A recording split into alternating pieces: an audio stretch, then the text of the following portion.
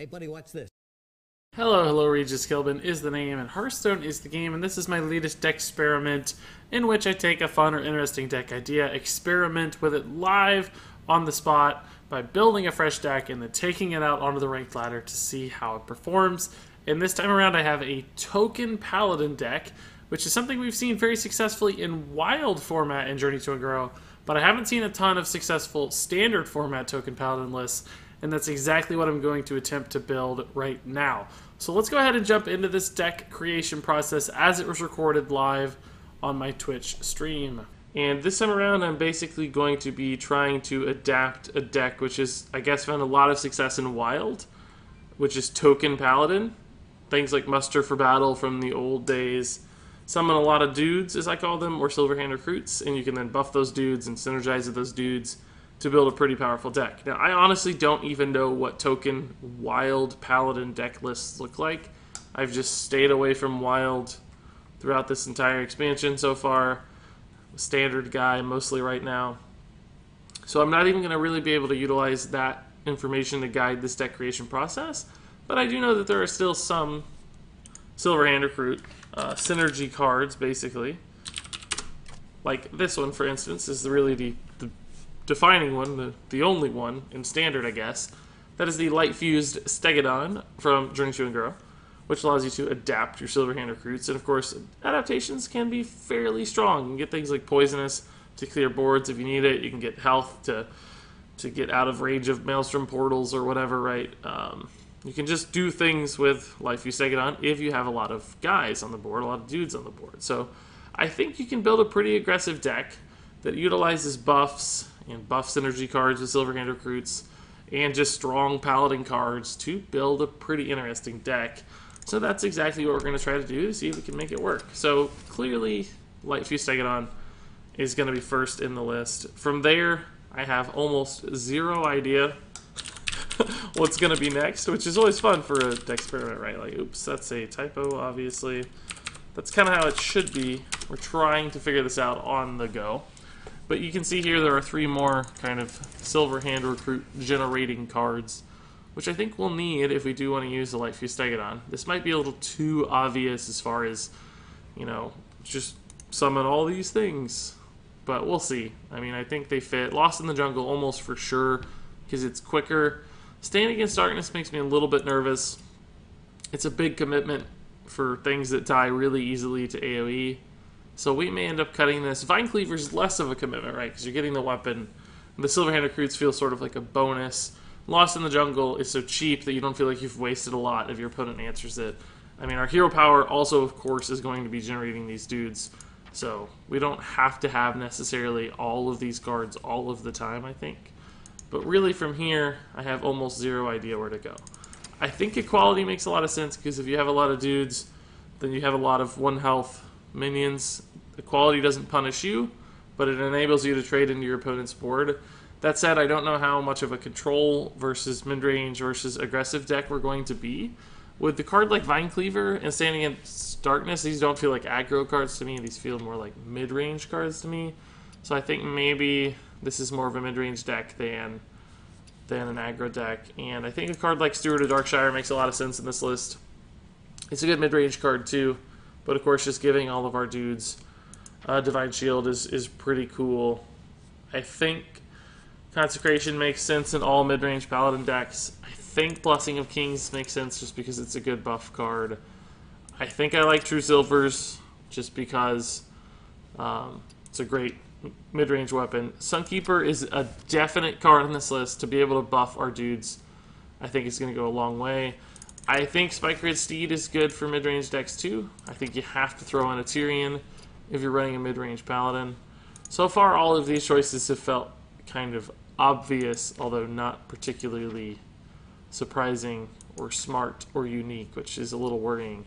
One concern right now is our curve. We have a lot of 4-drops, but not much to do with them. I think maybe we have to take off a Blessing of Kings, but we really need neutral cards. I think this is where I'm going to need help, guys, as far as the neutral card side of things is concerned.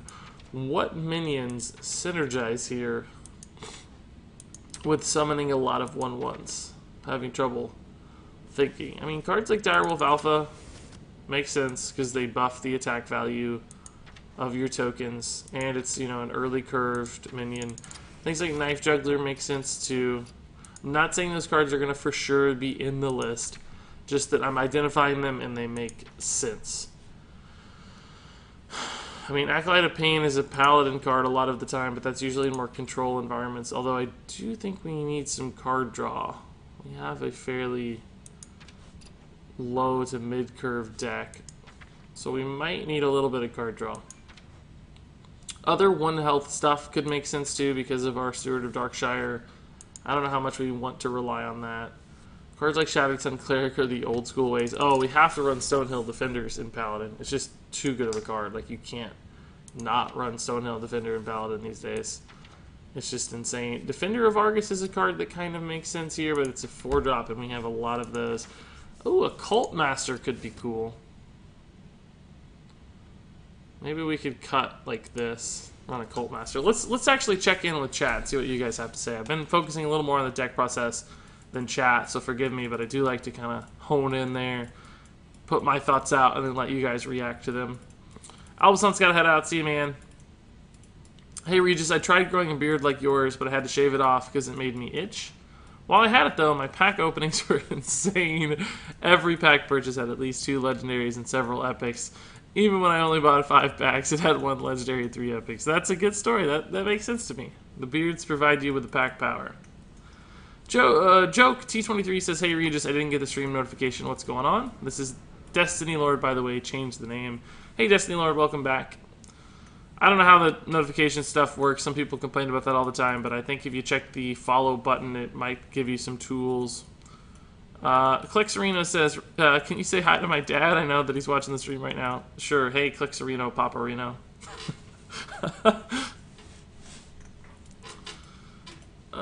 Raid Leader. I don't think Raid Leader's going to be good enough on average, but cool idea. I like the idea of buffing our dudes. Makes sense.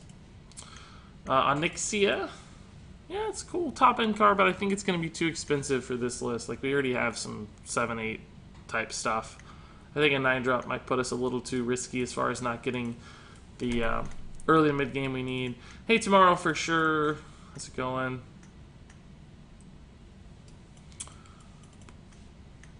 Hey, Afra, going very well. Thank you.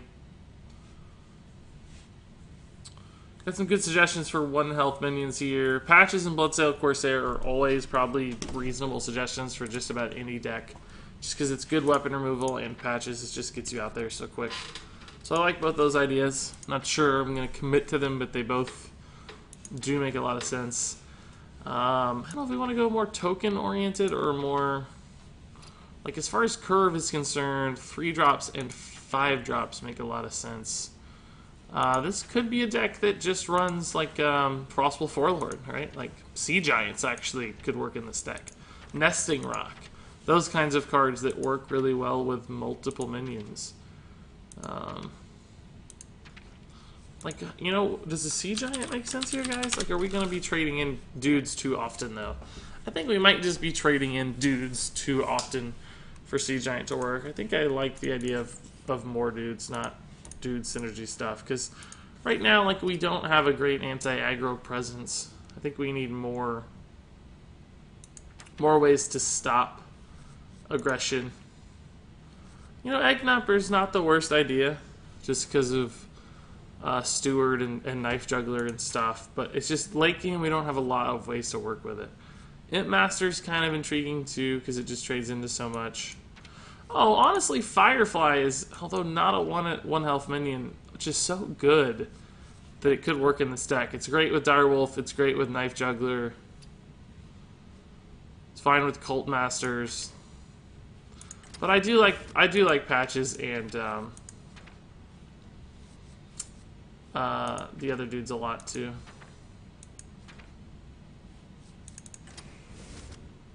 Like, this is an interesting little start all the time. It's really good with Direwolf, really good with Equality. I'm almost wondering if we don't need Equality at this point, and maybe we run some more card draw or buffs, because I don't... You know, we're going to get out pretty quickly. Like, Equality is better from behind. Do we need card draw? Blessing of Wisdom, Runic Egg. Runic Egg's kind of intriguing. Stuff like, ooh, Loot Hoarders might be good in this deck. Just good with Steward, good little early card draw cycle, early minions. Now we're heavy on 4 and light on 5. But, I mean, I like some of what we got here, I think.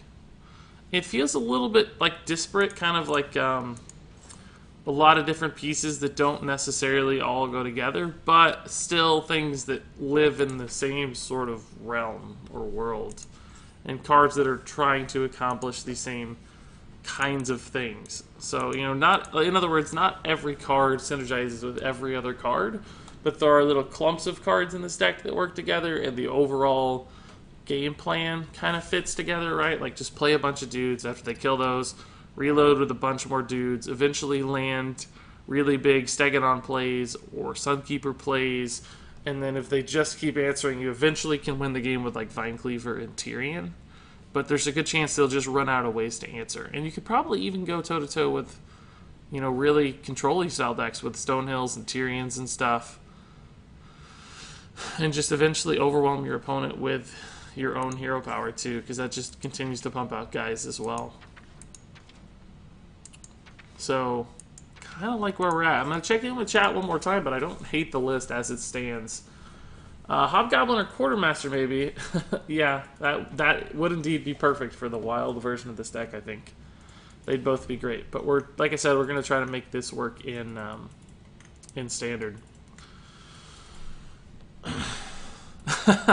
Okay, now I make a Twitch account for my dad that's named Klexarino's Paparino. Definitely. That's right. Crabs always make sense, I guess. I wish there was a 1-health crab, but I don't know that we need a crab. I don't want to try to make a meta read right now. Cut Tyrion for Ultrasaur. That's always a good change, I think. Nobody from New Jersey, sorry. Musaid 48. Hey Regis, how's it going today? It's going pretty well. Solaris 46. Thank you for asking. Chat demands an Ultrasaur instead of Tyrion. Well, chat's gonna get their heart broken today. I'm sorry to say. Also, I love how Regis streams early in the morning to give his EU viewers a chance to view his wonderful beard live. That is absolutely the only reason I do it, too, for the record. I do not like getting up early, but I do know I have a lot of European support, which I think is awesome. So I suffer through it for you guys to get on here. And I actually might eventually add another morning stream, because these are actually way more popular than I expected. So, alright guys, I kind of think it's done. I think this is going to be what I go for and try. I mean, clearly there could be plenty of revisions here. I don't really love how a lot of our 4-drops aren't proactive. In other words, everything here is kind of reactive. Like, we have to have a minion, we have to respond to a board, have to kill stuff. I mean, you could load up the True Silver, I suppose, but we'll see. I still think we have enough early game that it's probably fine. But I'm excited to test this out. I kind of think it's a halfway decent list. It's just sort of mid-range Paladin with a slight token focus. But I think you could do some cool stuff. Aha! Emil Christian says, I'd run a single Stand Against Darkness. Yeah, I think we talked about that really early. Like how I think 2 could be problematic, but hopefully we can just kind of continue to overwhelm our opponent with dudes.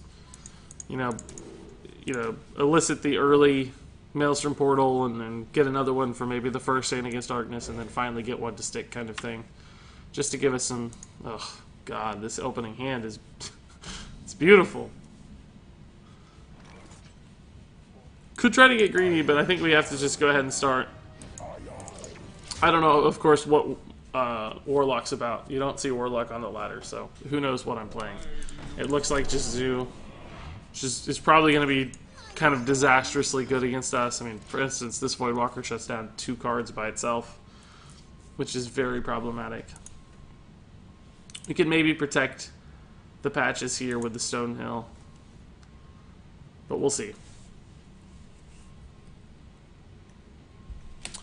Divine Favor is a good question. Let me see who said that. Good suggestion, I should say. Caleb Escobedo. But I don't think our deck is like all in fast like that. This is more of a mid-range list, and I don't think we're going to be totally out of cards all the time. You know, we have some 7-drop, 8-drop type stuff, a lot of 5, 6-drop type stuff. So, you know, we're going to have meaty plays. Like, we're going to have substantial things to do fairly consistently. So I hope that we won't need... Divine Favor.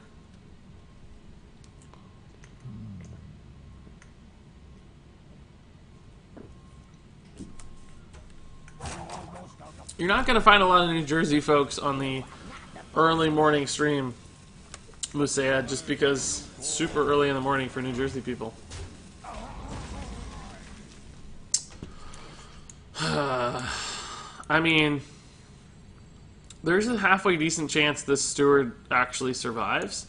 I know that we're not going to get any value off of it, but it's a threat that he might have to trade these minions into. And as we make this trade, he probably won't have enough. Ooh, that's a really good turn 4, though. I still think I want to stick this, just because I think I can kill some valuable stuff. He can probably kill it with like a Direwolf Alpha trade kind of play. But I'm scared to leave these out there. It's just how greedy do I want to get? Because if I just play this, you know, he's going to... I guess this does line up a pretty good consecration, though. Because he'll probably send both those in to put him at 2 health. So I can either consecration or Steward of Darkshire. Sure. That's a pretty good card. I think we can work with that. Ziv231 says, I'm roughly new to the game, don't have many cards, but your budget decks really help. I reached rank 11 with your mid-range budget hunter. So thanks for those vids. Keep posting it. Appreciate it, Ziv. I'm happy to get you started. Soon you'll be... you know, great at Hearthstone. You'll learn so much. You won't need me anymore. That's the standard cycle, but that's okay. Happy to start you on your Hearthstone journey. Oh, deck tracker's a good idea. Yeah, thank you. Always forget. Let's get a deck tracker up. May have to wait till next game to do it properly, but can get it rolling.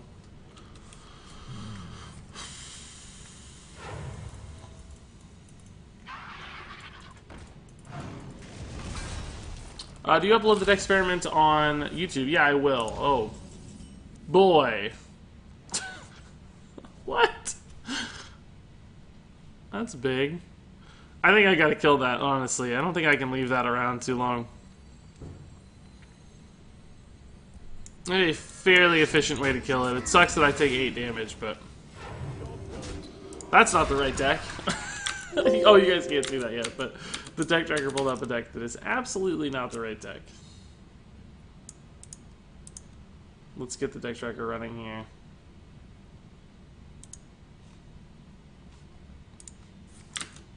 Give me 1 second. You guys might see some green, pink screen here. Please don't freak out. Please don't freak out. Okay. That looks like the right list to me. So the deck tracker should be working. Let's put it behind my face so we don't forget about that. Okay, there we go.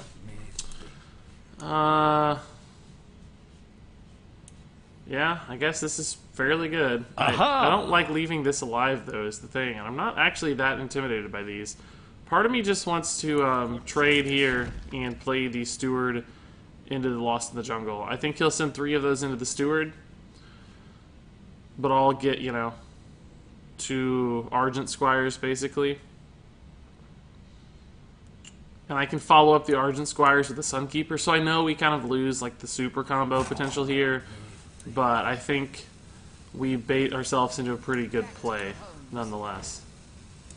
And I really am scared of this Malchezaar Semp. Like, if he hits a Doomguard right, and he gets to draw enough cards off of it, I think it's going to cost us the game. Like, we do need him to be life tapping every turn to get his resources, not just getting free cards. Oh my god. Just get really greedy and go face and let me consecrate your giant board of stuff. That would be the dream. So that's pretty much exactly what we expected. We might consecrate anyway, depending on how this looks. Is he going to go face or trade in or what? Because Consecration Direwolf's a fairly good play.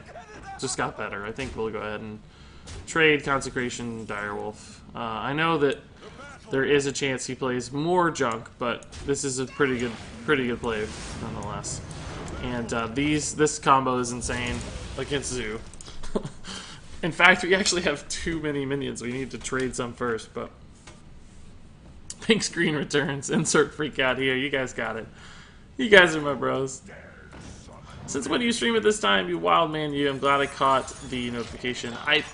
Since 2 weeks ago, actually. Well, maybe just 1 week. But it's on my schedule, guys. If you care about that sort of thing at all, I do have... Aha! Well, I guess this is a pretty good play. It's not like the greediest play ever, but... yeah, you can get super greedy Sunkeepers, but this clears the board and gives me 2 3/3s, so... fairly powerful play. Or, not 2 3/3s, but a Sunkeeper and a 3/3, I should say. But yeah, I have a schedule, guys. You can check below my face. There's a link that'll say, like, view my schedule. And I made a really nice calendar. It tells you my regular stream times. And then, surely this is going to hit huge, right? Like, we're actually going to lose a dude. We're not going to get every dude here. But we have a very good chance to kill one of these for free. We could also just, like, Consecration and then juggle and Hoarder and just hammer him. I think this might actually just be better. We're going to be so far ahead that we might just kill him next turn. 6, 8, 10. Yeah, Standing Against Darkness is 3 damage right now. Probably more because we'll be able to trade in the loot order. I think we're just in a good spot. But anyway, stream schedule. Really nice calendar. It has both my regular stream time, like daily, and then bonus streams as well. As much as I can plan that stuff ahead, it's got everything, including the times I play and what games I anticipate playing, because I do sometimes now play non-Hearthstone games as well. But try to make it convenient for you guys to follow along.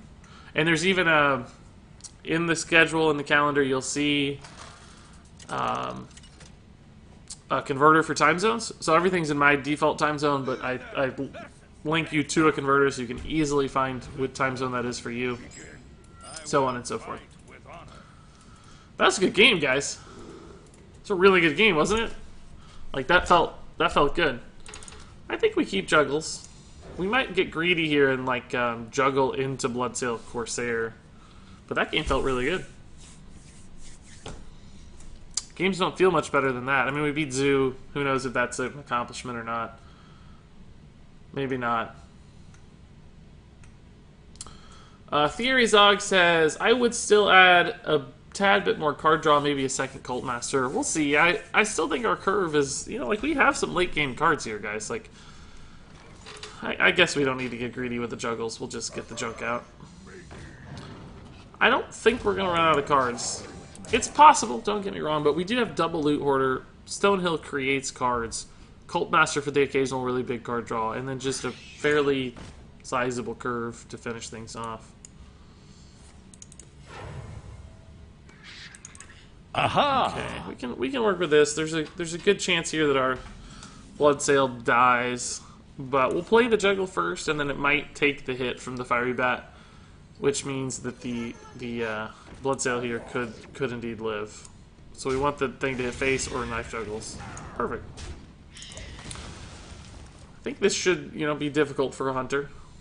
I wish we had a Lost in the Jungle right now, or just any kind of minion. We don't have a play.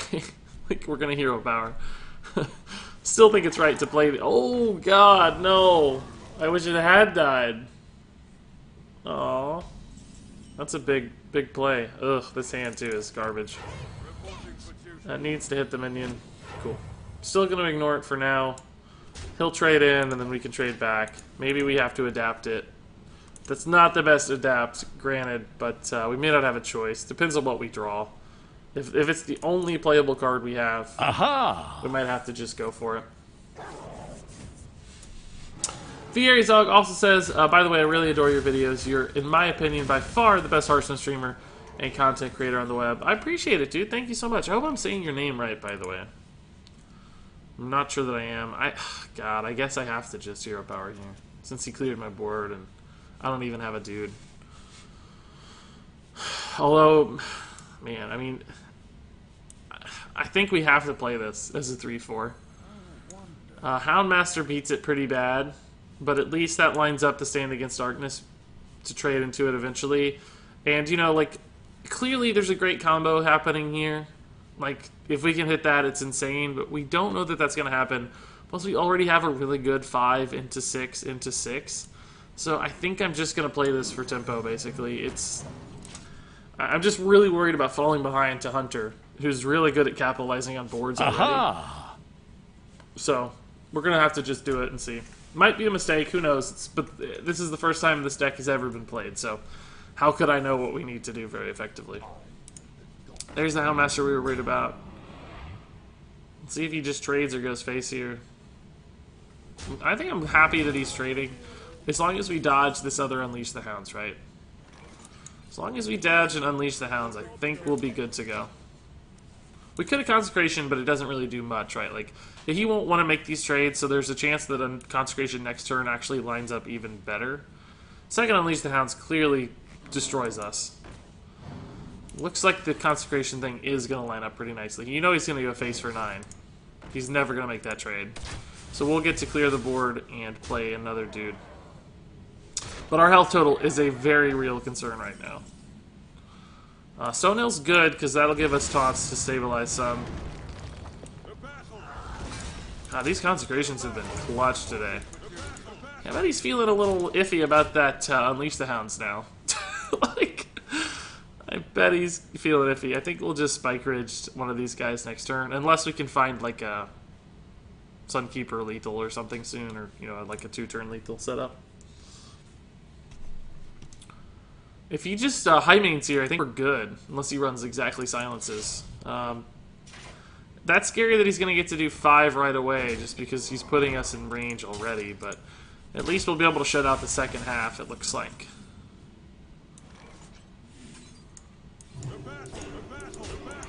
So this is just a race right now. We're going to have 7 plus 2 is 9 damage probably next turn. True Silver or Vine Cleaver still don't give me lethal. So we kind of have to survive for 2 turns, it looks like. That's annoying because it clears the taunt, but he actually takes quite a bit of increased damage from that as well, because he has to use face. So we might be able to find a lethal here. We have 6, 8? No, I don't think so. We don't have enough mana to play everything. So there's a chance we're just dead here to shenanigans, right? To, like, kill command, beast kind of stuff. He could very easily play a beast, kill command, and hero power. And we don't actually have any heal in this deck, just defensive cards. So we'll see. I mean, clearly, he's either, one of us is either dead or, one of us is dead. He's dead or I'm dead. There's no in between here. We might just be 1 turn off, basically. Sunkeeper would have won us the game, clearly. But, I think that was probably our only lethal draw. Stegadon probably could have been a lethal draw, too. Oh, sweet, guys. He didn't have it. He pushed and he didn't have it. That's great. RegisKillbin is the most normal Hearthstone YouTuber. He doesn't buy like 2,000 packs. That's true. 150 at once is usually my max. I think I might buy 200 for the next expansion, but we'll see. Adam Gala says, "Hey, streaming at the morning. I have lunch just 10 minutes before in Europe." Well, thanks for swinging by with the little time you have. Much appreciated. I'm watching from Germany, live in Japan. Man, this is like truly the international stream, guys. It's awesome. Regis doesn't have a sub button. Yeah, that's exactly right. I don't yet have a sub button TSH. I haven't applied for a sub button yet, but I also don't know that I want to just yet. Because I don't know that the numbers, like, you know, they care a lot about how your numbers and trajectory of numbers and stuff are going. My followers are going up pretty consistently because people are moving over from YouTube. But I do not think that my concurrent viewer numbers are high enough yet. Like, they're kind of slowly creeping up a little bit over time, but they're still, like, my night streams don't actually get nearly as many people as these morning streams. If I have more of these morning streams, I think I'd be better off. Because, you know, there's 56 people watching on Twitch right now, but when I stream on nighttime, local to me, I only get, like, this kind of sucks. I think we just have to hero power and eat these trades. I only get, like, 30 people. So... Man, Switzerland, Slovakia, Belgium, Australia, Germany. It's crazy. Sweden, Lebanon. Man, I think that's awesome. I don't know why it seems to me, I don't know if this is accurate or not, but it seems that I do very well among European people, and I don't know why that may or may not be. A lot of you international folks seem to enjoy my personality or streams or videos or something. Maybe it's... Maybe Americans are a little too brash and they like the cool guys who cuss more and like more aggressive attitudes. Who knows? Maybe that's the difference. But I am, or excuse me, Anna I Crust 6969, Krovig, Rock Snubs, Jojo Waka, Negroes 1125. Same idea. Next Neb, Sod, Jeremy Pascal. Man, I've missed a lot of follows. I'm sorry, guys. And Ryzenor, thank you guys all for the follows. Much appreciated. Alright, so this looks okay. God, if this sticks, we're gonna have a crazy board of 1/1s here. In fact, we don't even have enough space. I need to hit like a... Man, we're gonna waste 2 of these, but I might still do it. I would expect to see this thing like Shadowward Paint. Although he probably would have done that last turn. He runs Stonehill Defender and Priest, by the way. I haven't seen a lot of that. Oh, he top decked it, I think. Looked like the card off the top there. Yeah, that was card 4. The Shadowward Pain was, in fact, card 5. I think a Direwolf here and load up another Steward is pretty good. It just clears the board. Gives him a couple priority targets. It might all get Dragonfire Potioned, but then we can just reload if we need to. So...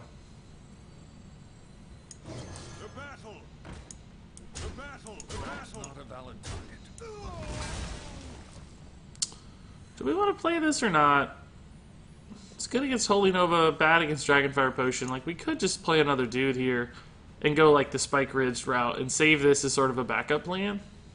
Because we do also have the Tyrion. Yeah, I'm actually going to play it a little bit slower, I think, guys. Like, this might be enough of a board for him to waste his AoE on. This jungle hides Instead, we just see Elise. We can kill that again, I guess. Spike Ridged here, we'll put it at 4. Trade in the little one. Yeah, we can do the damage to the Spike Ridge. It'll go down to 2 health though, which is really bad against. I guess it doesn't matter. We kind of have to get the math right anyway, to keep the most amount of stuff alive here.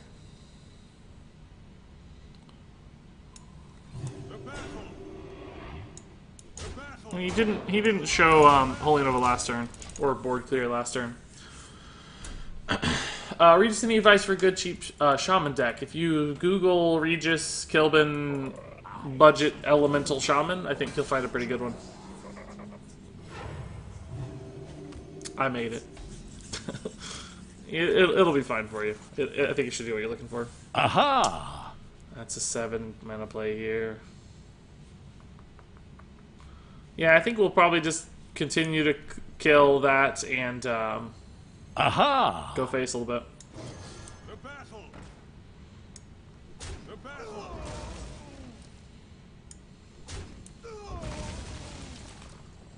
back to your homes.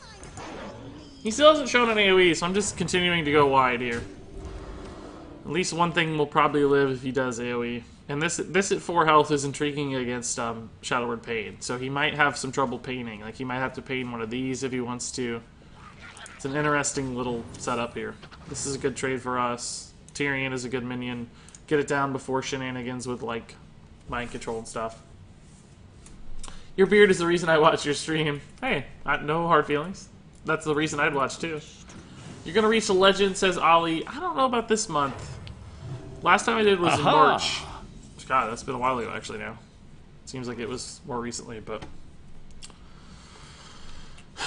God, we can do a lot of damage, guys. 7, 10. We can do Aha! 15. God, the follows keep pouring in. Jeez. Thank you, guys.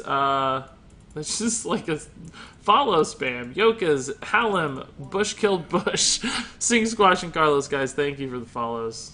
Much love. I think Tyrion is just always the right answer, right? And do we just go face? I don't really see a good trade line, is why I'm kind of hesitant to do anything else here. I think he's probably going to get silenced, and he's going to make some good trades, but I don't really see a way around that in the meantime. So I'm just, since we do have like Vine Cleavers in the deck, and we have Sunkeepers, which can often put out damage, and theoretically Tyrion's weapon is coming too, I think just pushing for damage is going to give us some value here. That's good, but a little slow. In other words, he's not going to have enough mana to do crazy stuff. There's no Mass Dispel coming. Like, he committed half of his turn to Lyra itself, and he's playing from really far behind. So I don't think he's going to have enough mana to make anything happen here. Silences off the top would be the best thing. Holy Smite kills the Tyrion, but gives me a ton of damage. Pint-Sized Potion is sort of helpful, but not really. We're just going to kill him next turn. We have a buttload of damage. Yeah, I think we're fine. What do you guys think? Wow, guys, we're 3-0 so far. 3-0 so far. This is a good start, guys. Krovig says, made rank 5 with a similar list. Rallying Blade is a used suggestion I'd make. That's a good suggestion for the Divine Shield synergies. I like it. Cripple Down and no Pancreas. Thanks for following, guys. Guys, I'll get a sub button eventually. I want to wait a little bit. I'm sorry I'm catching up with chat. Jeez, there's a lot of chat, guys. I'm sorry. Give me time. Clark97 says, when do we get the beard shirt merch? Well, that's a good question. What do you guys think about that? Be honest with me here. If I did have shirts available and they did feature a beard, and say it was already designed and I already had one, and I sometimes wear it on stream and people don't even know, because I'm testing out shirts, would you guys buy those? If I had shirts, if they were like, I wouldn't make them too expensive, but like $15 or so. Some of that just depends on, I think we'll just get started here so we don't draw patches. Some of that depends on the shirt provider, because I've been testing people to print shirts and I'm just not super happy with the quality of shirts I've tested so far. But I'm curious what you guys think. If you'd buy a shirt. Or if you think I'm too small to sell shirts. Ryzenor, who just followed earlier, says, Regis, I've been watching you for a while now, and I have the worst luck. Your vids always make me happy because I can see some legends drop. That's fine. 1 legend in 60 packs. That sucks, Ryzenor. You need to hang around. My good luck will rub off on you, I promise. MX Galley 41 says, Regis, what's your best legendary rank? Like low 200s, so like 225 or something. Somewhere around there. We'll just stay on curve here. Like, we could have played the jungle, right? But we can do that and hero power on 3 and Stegadon on 4. Hopefully this stuff lives and we get some kind of crazy first time Stegadon play. We haven't done that yet. Doesn't look like that's going to be the case, though. But at the end of the day, is that, like, really your best Potion of Madness? Not too sad about that Potion of Madness. Just more is coming. We can still hit against Stegadon here. 3 guys is still pretty insane.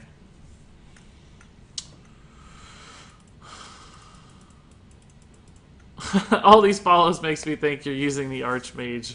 Yeah, that's the idea.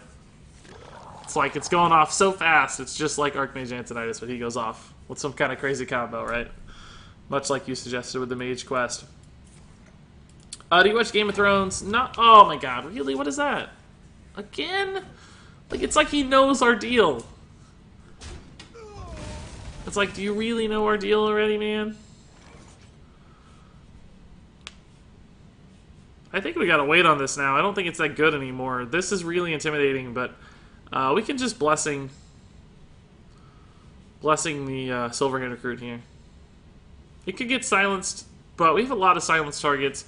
We don't have Cult Master value yet. We can do a one-turn combo next turn. I think we'll just get these stats out. The real question here is, and I don't know the answer, is do we trade or do we go face? I mean, a lot of people wouldn't want to make that trade, but these things do need to die, because as soon as he hits the combo, we're screwed. But I think since we have a lot of damage in this deck, particularly even in hand, we're going to go ahead and go. Plus, we might hit like Divine Shield and want to trade that way next time.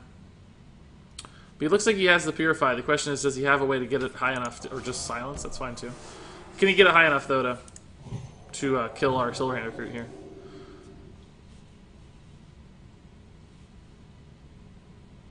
Because we do not have a good answer for that. Like, we don't have Elder Peacekeepers in this deck.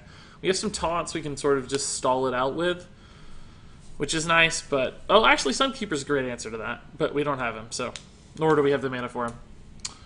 If it's your face on the shirt, you should definitely wear it on the stream. It is, in fact, my face on the shirt. I should, Spreadshirt does good ones.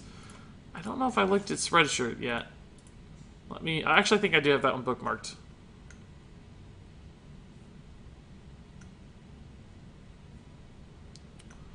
Would be a bit weird to wear your own face on a shirt. It's not that weird. I can go ahead and spoiler alert you. It's not that weird. It's a little weird, sure, but it's not that weird. I think we just go for this. I don't know what we're going to get or what we even want, to tell you the truth.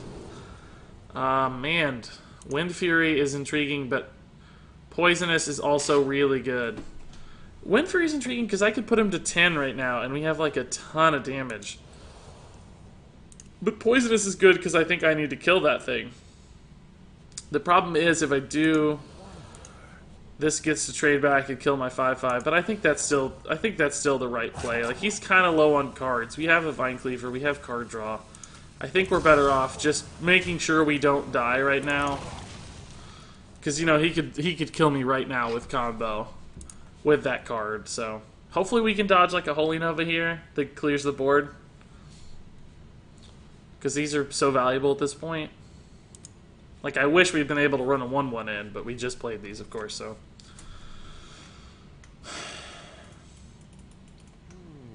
Hey, Regis, what rank do you think you can get with Quest Hunter? Oh, man, I don't know.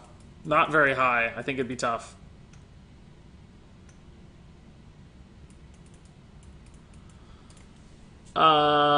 Yeah, guys, I don't run music on stream mainly because most of my content goes back to YouTube. I mean, I started with YouTube. Everybody knows me from YouTube, and I want to be able to continue to put stream content on YouTube. And playing music gives you a lot of problems with YouTube. I mean, Twitch a little bit too, frankly, but even more with YouTube. So I don't really know what to do here, guys. Like, I guess we get a little greedy. There's a pretty good chance he's just saving to clear our board here with a Dragonfire Potion on 6. So I'm going to save one of these just for giggles, mostly. And I'm just expecting this all to die and Vine Cleaver face next turn for, you know, lethal-ish damage soon. So it looks like I played a little more, but I really just played one thing. I just think it's all dead. If not, it's not like this added much, so we kind of still metering our resources a little bit. We'll just kill both of those unless I can find lethal. I don't think we're close to lethal yet, though. This is 4, 6, 9, 10, 12. We're not going to have enough. So I'm just going to kill these to maximize my damage output here from the Knife Juggler damage, right? Otherwise, one might have hit those, and the trades got weird. And let's just get value off the Poisonous before he clears it. There's no reason to get fancy with shenanigans and stuff, because we're just really close to killing him.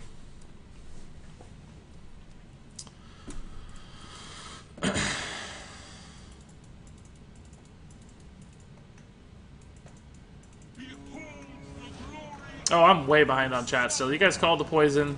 Good job. Thank you for the help.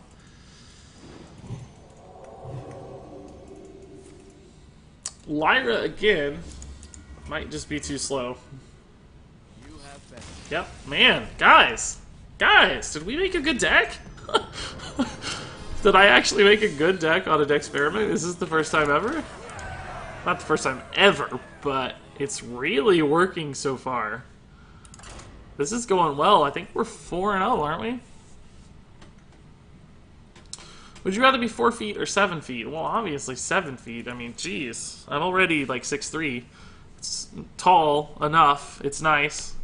Girls dig tall guys. Advantages reaching stuff. I mean, 7 feet is going to be inconvenient because planes are already pretty cramped for me. Cars are cramped for me. But the height is just too advantageous. Plus, I'd be playing basketball. I mean, I played basketball already at my current height in high school. But I easily would have been able to play college. And frankly, something like 30% of actual legit 7-footers play in the NBA too. So I'd say there's a good chance I would have been an NBA player. Because I'm not totally clumsy. I have some root athleticism somewhere down in my bones, believe it or not. Most people don't believe it because I'm a Hearthstone player, but it's true. I played multiple sports in high school. What was your place Tyrion and Sunkeeper in this token deck? It's tough. I don't know. They're both such good cards. We tossed around like another Cold Master would work fine. Rallying Blade was a good card suggestion. You'd have to play probably a tad more aggressively. This is not going to be what we need to beat Quest Rogue, I don't think. We're not getting off to a fast enough start here. It's going to be real tough to win. These are really late game cards. I mean, we have a curve at least, which is nice. So if he totally whiffs here, there's still a chance, but I just don't feel good about it. We're kind of sending stuff out to die right now.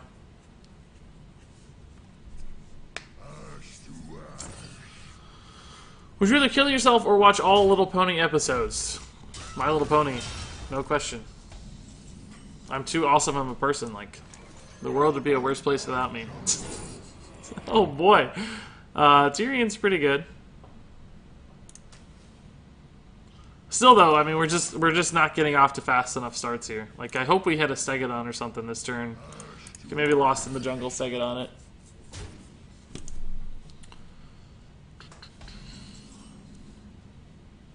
I think I just gotta coin this Stand Against Darkness and probably play another one next turn and then hit a Sunkeeper and win the game. I think that's our path to victory here. Just send these dudes face constantly. Have you seen the Warcraft movie? Yeah, I liked it. I mean, it wasn't perfect by any means, but got to see some awesome giant orcs fighting stuff, and that was in and of itself worth something, right? Like, that was pretty awesome. Might have to trade one of these in just to make room for the new one here with this, unless I hit Stegodon, and then we'll Lost in the Jungle Stegodon, of course. Probably go +3 damage and just go face. Oh, he's going to do it for me, so that's fine. Totally fine. Consecration's kind of enticing, but I don't really need those to die, because if I do, then I give him the quest. So, frankly, I'm a little happier if they die, if they survive. So, I think we'll probably end up with 4 of these left. We Sunkeeper into 12 damage. I don't know, we're close.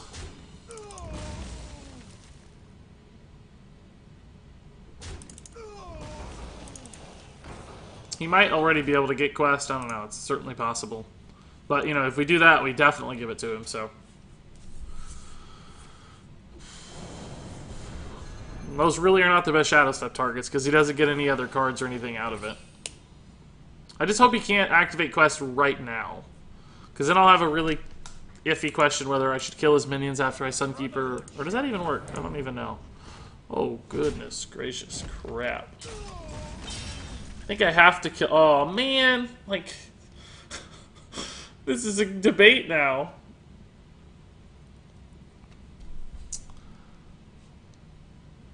Because, honestly, Consecration... we can't do both, but Consecration's good. Stegodon is insane with Lost in the Jungle, but... Do we just ignore the Edwin? Do we just Lost in the Jungle? No, yeah, we can Lost in the Jungle Stegodon. I think we do, don't we?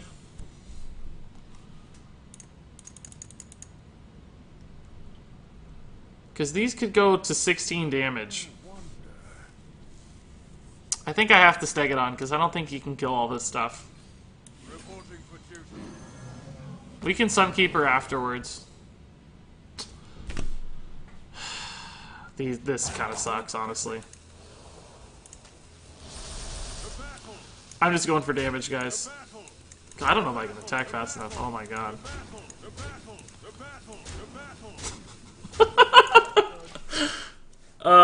So he'll clear some of this, obviously. He's gonna get the quest active too. The Edwin, though, I mean, who cares? Like, it's gonna get worse. But we can Sunkeeper, and maybe some of these 3/3s get to attack twice, so. To battle! To battle! Is that what they're saying? That's funny. I think we're gonna be able to win this, just because we have quite a bit of junk in hand here to do this last 13 damage. Like, he's gonna feel pretty bad sending these 5/5s into 1/1. So we should have 2 of these left, plus a Stegodon, hopefully.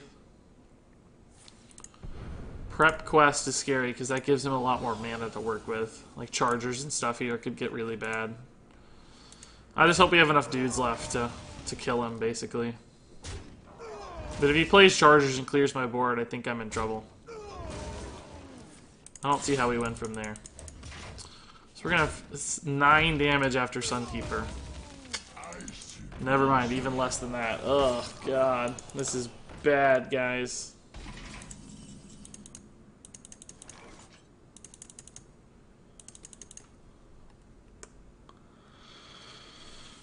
So this is 4 damage guaranteed next turn. I could do 5 to take him to 7.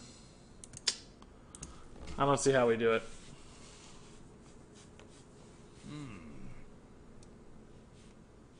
I don't see how we get there. Sunkeeper doesn't really help much. It kind of keeps me alive a little bit. But so does this, theoretically. Double Consecration would kill a lot of this stuff off, but I don't know, guys. I don't know what to do.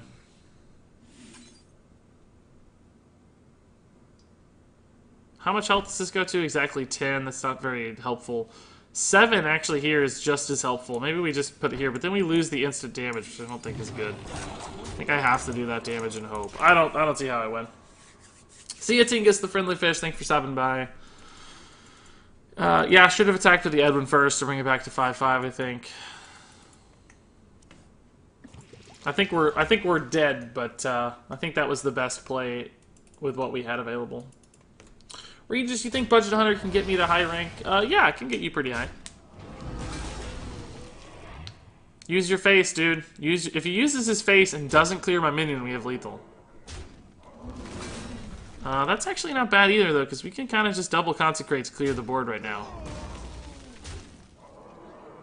I mean, he might play more that doesn't die, but it does actually... Ah, crap. That's annoying. Because he's going to freeze me. We could play Tyrion. Does that keep me alive or not? That other freeze is actually relevant if I play Tyrion. That sucks.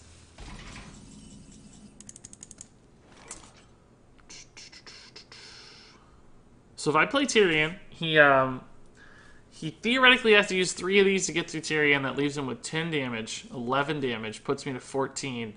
I have the weapon, but we know he has another Glacial Shard, so the weapon doesn't give me any instant damage. It doesn't help. It'd take me basically 2 turns to get back to the weapon. If he hadn't played that second Glacial Shard, I probably would be playing Tyrion here. But since he did, I don't know that I can. I think my best line is to just Consecration. Double Consecration right now. Bait out that other Glacial Shard. And then play Tyrion the following turn. I'll take 11 damage. The Tyrion will protect me from quite a bit. If he doesn't freeze my face, for some reason, Vine Cleaver isn't out. That's probably the only direct damage out, though, in the deck, so... I don't know. We need 3 damage, right? Like, 3 damage is what we need. I don't know if this is good or not, but... It's just that Glacial Shard is very problematic. Otherwise, Tyrion would have been the play. Regis streaming not in the middle of the night. That's right. Thanks, Henrik. Glad it's working out for you. Happy to appease my European overlords.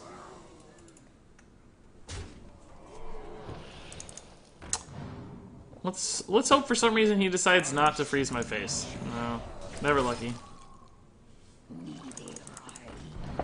He didn't pull back the Glacial Shard. because he's gonna get like a million minions that I can't deal with. Man, equality would feel great right now. I just don't think we're gonna be able to stay alive here. He has too much damage. Only if we weren't frozen would we be able to do this.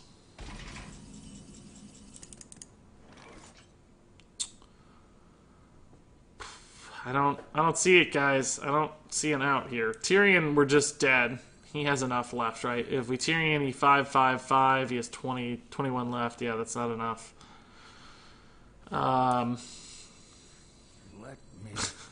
If we had a Stand Against Darkness, this would be a good potential out. I think Sunkeeper might be an out. Does Sunkeeper work against this? I don't even know. I don't play Quest Rogue, so I never see this interaction.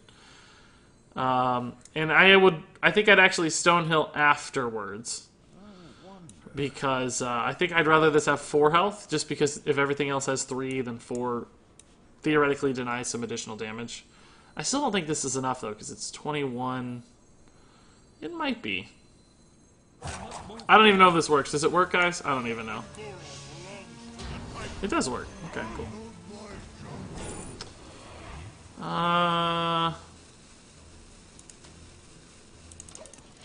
We might be alive. Yeah, we're technically alive. We have some outs here now. True Silver's an out. Vinecleaver's an out. That was the right play, for sure. As long as he doesn't freeze me again, then we have outs. Tyrion is actually another out, probably. Tyrion juggles Tyrion, respectively, whatever. But, you know, we have 3 draws right now that are lethal, it looks like. Or we're just dead. There's also that. We're alive! Oh my god, we have like a 3 out of... We have a... Probably like a 18% chance here to win. 18% chance? Oh! Yes! Oh, that feels good to beat Quest Rogue like that. Oh, it feels good to beat Quest Rogue with the top deck. Wow. Whew. Played it. We played it right, guys. We played it right. He made some small mistakes, but I don't think he made any game-losing mistakes. Actually, maybe he did. Because that Edwin going to 4 health meant I could kill it with the double consecration. That could have been a card that made the difference. That was good. Beating Quest Rogue after he finished the quest always feels good. Yeah, right? Like we had just enough. Just enough. A lot of stuff could have beat us there, but man. And that, you know, that top deck looked a little lucky, but honestly, we had 3 outs, and I'm not even sure that Tyrion wouldn't have been an out too. It would have been close to an out. Not totally sure it was 18%, by the way. That looked like it because a 1 card draw was like 6 and a 2 card draw was like 12 based on our deck tracker over here. So, man, what is up with this? Every game so far. And we're still winning, though. That was a good game. And we haven't lost yet. We haven't lost yet.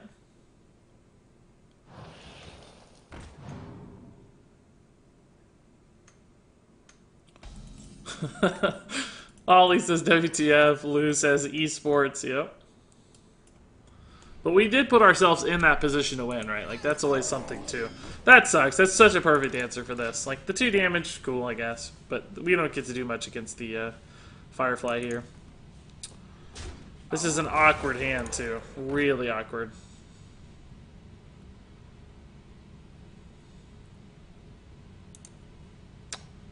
Might have to attack into that. I don't know why, but just in case. Like, Stonehill Defenders is the best draw on my deck right now. Vinecleaver is not the best draw on the deck. I kind of just want the opportunity to put this down to 1 health in case we hit like a consecration, maybe a trade against a Stonehill, a trade against some dudes eventually. Like, I just want to put this thing in a position where I can kill it. Because right now I don't have any good way to kill it, right? Like, I know that after we do this, he's going to send both these. So we're not going to get to kill it now, but I'm basically banking that damage to kill it later. Like, knife juggle hit. Maybe I get a loss in the jungle and put a bunch of dudes out. The eventual stand against darkness, that kind of stuff. Like, I just want that to have taken damage.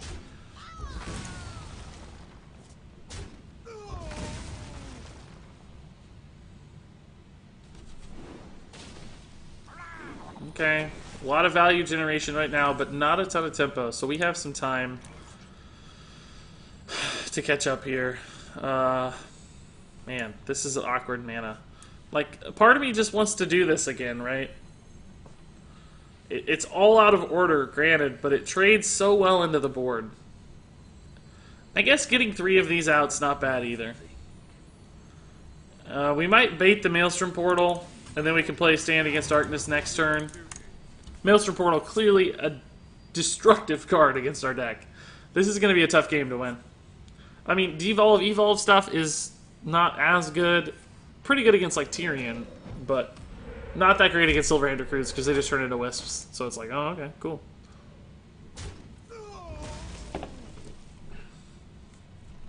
Man, he didn't Maelstrom Portal. Do I get, like, super greedy here, guys? Do I get, like, super greedy here? He's had 2 more card draws, though, too, so it's like, man. I could draw cards, but I think I have to kill this totem. Stegodon's not... It's not super great. I guess if I got plus attack, I'd probably trade into the 3 health totems. Wind Fury would help me kill some additional stuff. Nothing feels really good here, does it? Nothing feels like super good. I think I just go for the consistent value instead of trying to hit the home run. Because we do have like Vine Cleaver for additional home runs later. This can actually be a 1-card combo later too. Let's just go for the value now. Get the 3-4 body out. The 3-4 trades into these totems. Wind Fury does help me kill some 1/1s. And a spell damage totem. Divine Shield doesn't really do a lot. I'm actually going to do this just to get this junk off the board faster. Might be a little weird. Like, the Divine Shield's the more value-oriented play normally, but I just... Against Shaman, right, like, you gotta get stuff off the board. Because, you know, there's Bloodlust, there's Evolves, like, you just gotta kill some stuff, so... Kyle Bird says, I think Equality would be really good in this deck, but sadly the list is pretty packed. We did start with an Equality. I still, too, agree with you. I think it'd be pretty good. There's a lot of ways to utilize it. But I'm hesitant to make any changes right now because we are absolutely winning games. We're just rolling through dudes. So, right now it feels pretty good. Man, we could hit a very, very big Consecration soon. Guess there's a couple 3-health guys, but... Not when you get this, though. Oh my god, Consecration, please. If I ever get a Consecration, let it be this turn. It's so good. It's perfect. We kill everything. We clear the board because we trade 3 here. This goes 1-1 against the 3-health guys. Like, Consecration is just insane. Instead, I think we have to make this just stupidly risky play and probably lose to either Bloodlust or Maelstrom Portal. You know, this and this is not quite good enough.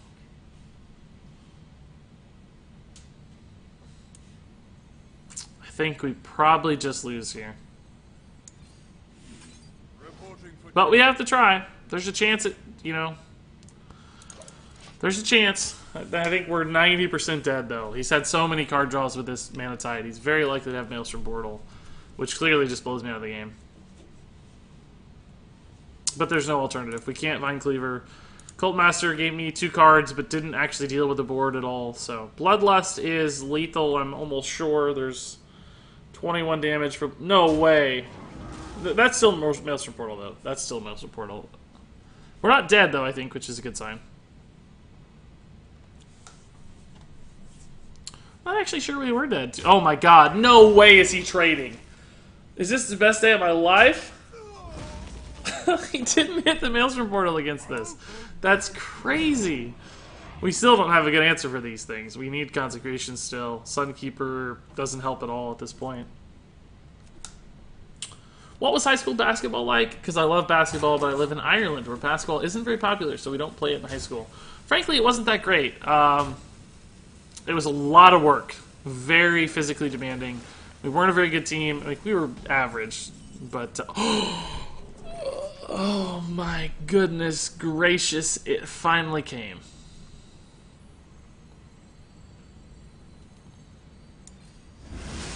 Clearly we have to. I mean, there's just no question. That's even at 2 health for us. We attack these in here because it means I get to save a minion this way with the Wind Furied guy. And, hey, we're back at it. I mean, he's got a million cards, so I don't feel good still.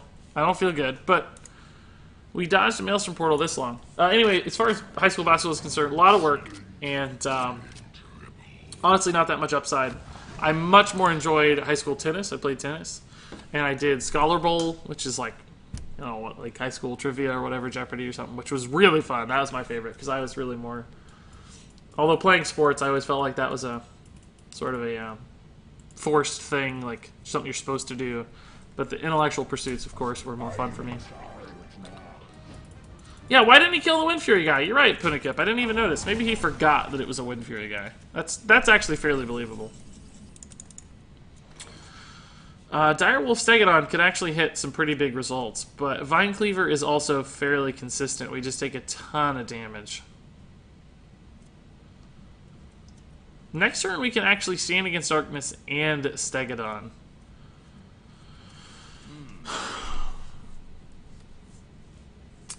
But, like, Direwolf Alpha plus this, like, if we got +3 attack, oh my god, it would be insane with Direwolf Alpha. Because this would go to 4 and 4, this would go to 5, we'd be able to kill 2 dudes, we'd have a 5-1 remaining, and a Direwolf Alpha, and a Stegodon. But that's like a super high roll.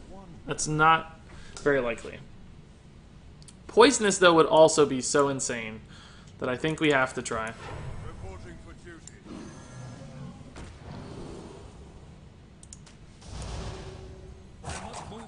Pretty good, guys.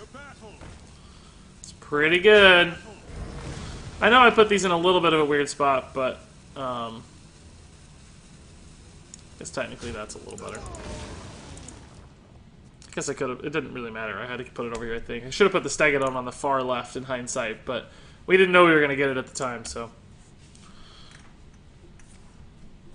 Devolve's not that bad. It's fine, really. I mean, nothing there was that valuable. Hover the Death Rattle, please. It was just summon a card that you've discarded, which he hasn't discarded any cards, so he wouldn't have gotten anything. Does this guy just not run Maelstrom Portal, or are they just both at the bottom of his deck? Because I feel pretty bad for him, honestly.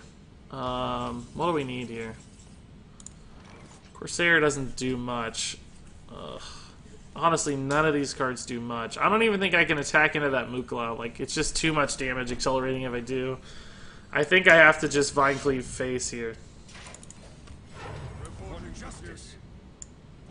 It's a little dumb. It kind of sucks, but I'm just mainly trying to get the dudes out and maybe hit a card somehow. We're done with Stegodon, so we need a Sunkeeper.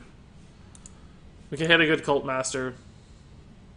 Maybe we bait out the Maelstrom Portal. He finally drew. Did he use the Maelstrom Portal? Oh, he did. Oh, perfect. Oh, crap. I didn't even see that. Yeah, cool. You guys are right. Not against a board of dudes, so that's good news. So we're actually safe to do. We probably should have played this then, honestly. Who knows, though. That's a lot of damage. I need a taunt. Knife Juggler. Well, this is a start. We can't juggle and Cult Master, but I think... God, what does this need to hit? This is going to do 5 damage to the board. We can do 6, 7? 7 damage to the board. I don't... Or, well, to his face, maybe. I think I actually might have to... Well, their Spike Ridge Steed keeps me alive. If I Cult Master... That's it, though. Sunkeeper probably doesn't help much. Well, Sunkeeper helps a little.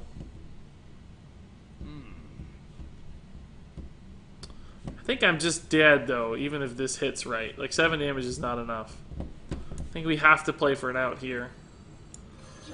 Even though I don't think it's very likely either. Tyrion's not enough because we don't have the mana. Yeah, shoot. Yeah, we're just dead. Maybe we should have done that after the Maelstrom Portal. I didn't even see he played it, though, so... Alright, that's what happens. Yep, that's what happens when you have to turn to read chat. TSH is right. You don't see how they clear your board. Happens all the time.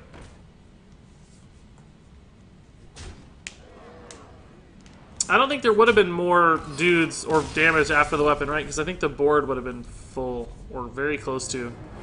I guess we could have played one extra instead of hero powering if we attacked, but if we attacked and it didn't clear the board or didn't line up right with the taunt, we wouldn't have been able to attack without killing ourselves, so. Can we have Regis Bucks? Then we could have a gamble command. I gotta be honest with you, I don't know what any of that means. I think that's Twitch stuff, like, Twitch, mods, basically, and not mods, but Twitch add-ons and stuff, but I've never heard of those, so. That was our first loss, guys. We lost a game, it's brutal. That's what it feels like to lose. I never knew. Hey Regis, just want to thank you for the pack blessings. I opened 6 epics and 11 packs. That's crazy. Aha! Hey Regis, what does token mean? So token means a thing on the board which is not in and of itself a card. So, for instance, Lost in the Jungle is a card, but the dudes that it summons are the tokens because they are not the card. Bloodsail Corsair, if you play it, is a card. It's a small minion, but it's a card. Now, that said, a lot of people use token just to mean a deck that runs a lot of little dudes, which is a bit of an incorrect usage of the term. What they should really call that is like a swarm deck or something, some other term, you know. It's debatable whether I could play the loot order just for the card draw, but I don't really have a good turn 3 play, so I might just loot order on 3. But token technically means, like, I think it originated, I've talked about this before, basically like Magic the Gathering, right? There are cards that generate dudes and minions and things like that, and you can't include 1 million Silverhand Recruit cards in your Magic the Gathering deck. You can't bring along 50, individual cards for Silverhand Recruits if you're going to summon a bunch of Silverhand Recruits. Oh my god, that is so risky. Yeah, we lose the Sunkeeper, but honestly, that's still probably the best result.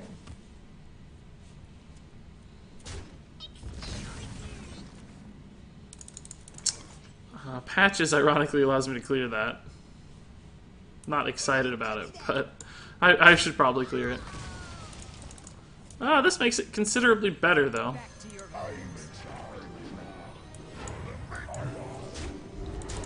Yeah, that's totally fine. Dirty Rat me all day, frankly. I mean, it's lucky we don't have Tyrion, but Standing Against Darkness with the Steward is going to be pretty good, I think. I don't even know if he has a good answer here. Is there any way for him to kill this? True Silver is good, just in general, but doesn't resolve the Steward, which is what we're most excited about. So that's nice. We could protect the Steward, but I think we're better off going this route. This is crazy good. And if he can't answer these, we've got Stegodons, which are crazy good. This takes forever. Takes forever. Really interesting deck, good stuff, says Reese. Thanks, man. Sturgios wants to know when the next pack opening is. Not today. I had one fairly recently. Oh. He's probably really excited about that. He's like, yeah, I busted his combo. Little does he know, we actually have more. We have more combo. Yeah, clear that space for me, bro. Clear that space for me. Ooh, this is gonna be good. This is gonna be good. It's like the one time we get the combo, like the really good combo with Divine Shield, we don't get a stat one. Like, this is the time you want plus attack, because you get to trade up with impunity. Or you want like +1/+1 or whatever, because you get to trade up with impunity. But we get like the junk here. Like, Divine Shield, obviously not good. If I could exit out of this and trade and get Divine Shield again, that'd be good, but I can't. Wind Fury, not that exciting when there's still 1 health guys, because, I mean, it helps me trade a little bit. I honestly might just take Living Spores here. How many of these do I have that can currently attack? We can get through this stuff fairly easily and protect some of these. I honestly don't know. Maybe Wind Fury is actually still the best. Because Living Spores, like, the problem here is everything dies at once, and then a bunch of tokens just don't get summoned, right? Like... The battle! The battle! The battle! The battle! I don't know. I don't even know what's happening. I can't... The battle! The battle! The battle! I actually got it off? No, I didn't. Oh, I thought it looked like the button clicked. Give me a break. Maybe I should have went for the dudes. I don't know. I would have a bunch of dudes left, but he'd have some board left too. So I don't know. All of those sucked. I'm just really upset that all of those suck so much. I'm going to go ahead and go... No, I'm going to clear this with the minion. 1 health versus Paladin is no different than 2 health, really. Reporting for duty. Dirty rat me all day, quote of the day. Yeah, I think so. Do you have a pen and paper nearby? I'd really love to see that Regis autograph. I don't have one for Regis, so I'd have to use my real name. Can actually do 7 to that, and 6 to the next one. And summon some Divine Shield dudes. If I go Blessing here, that goes down to 2 health. It's not that compelling. Maybe I just clear it traditionally and use the Blessing on the second half and let this die. I think that's better. Yeah, and then we Steward for the Divine Shields. And maybe set up another cool combo here.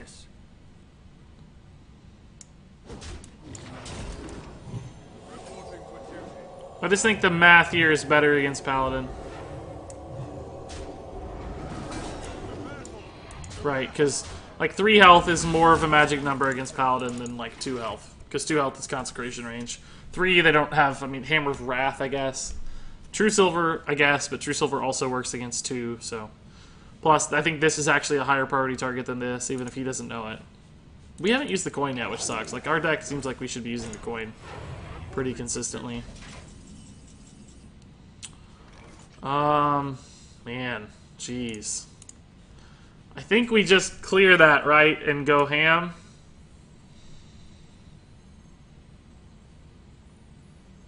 God, I don't even have enough board space, though, to do all that. Like, I think I'm just gonna send 9 to that Bog Creeper. Like, what if we Spike Ridge, though? This goes to 7. It goes to 7-9. We trade it in. It's a 7-1. We trade in here. Does he have a way to do 1 damage? And if he does, is it that good?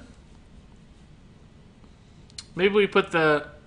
But I want to protect 7 damage. Maybe we put it here. It's 3, 5. We could go 3, 7, 8. This is a 5-3 that gets to go face. He didn't have an answer for 3. I think I'll do this instead. I don't know if this is good or not.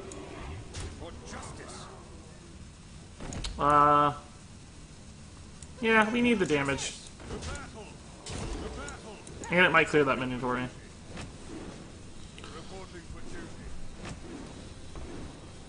Every turn I'm like roping. It's crazy. I don't know why necessarily. It doesn't feel like I should be, I guess, but it's like every turn I'm roping.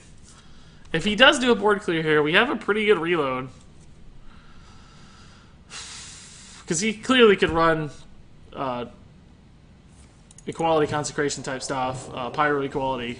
That's a lot of heal, but we have a lot of damage coming back. The battle.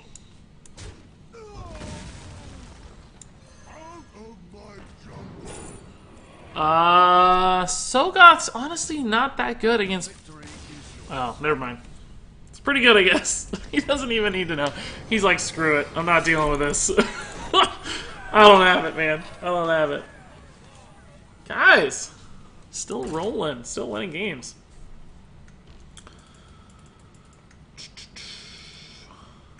I see this deck quite a lot in Wild. Haven't seen it being run in Standard. Yeah, that's the idea. It's going really well, though.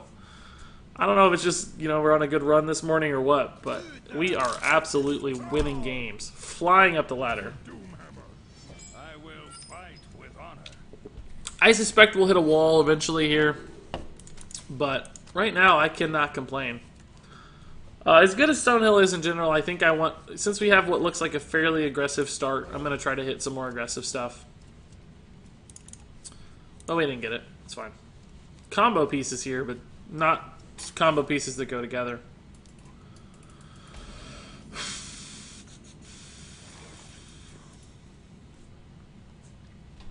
I think against Shaman, though, we still just go. Bait that early Maelstrom Portal.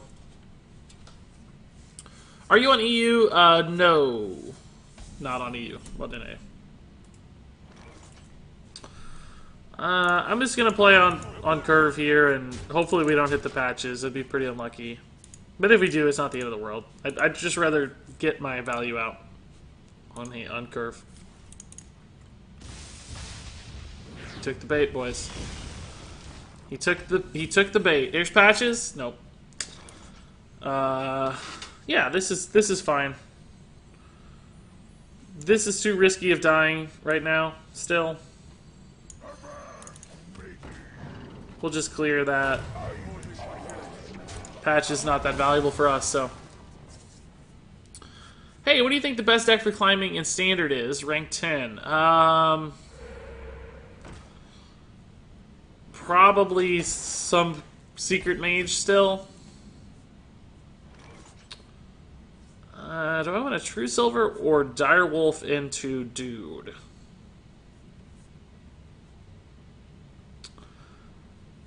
Direwolf into Dude gives me a decent Stegodon next turn no matter what. I think I'm going to do this.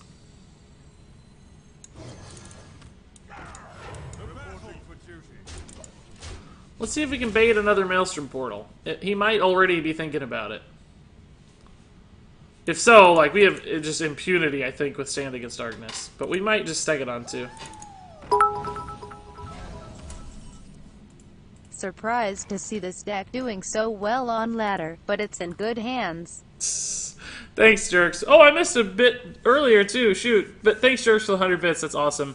And yeah, I'm actually kind of surprised as well, to tell you the truth. But I'm happy about it for sure. And I actually missed some bits from John but Cooler earlier. I guess they don't get notified if it's under 100. But John, thank you for the 5 bits earlier as well. Much love, man. Appreciate it.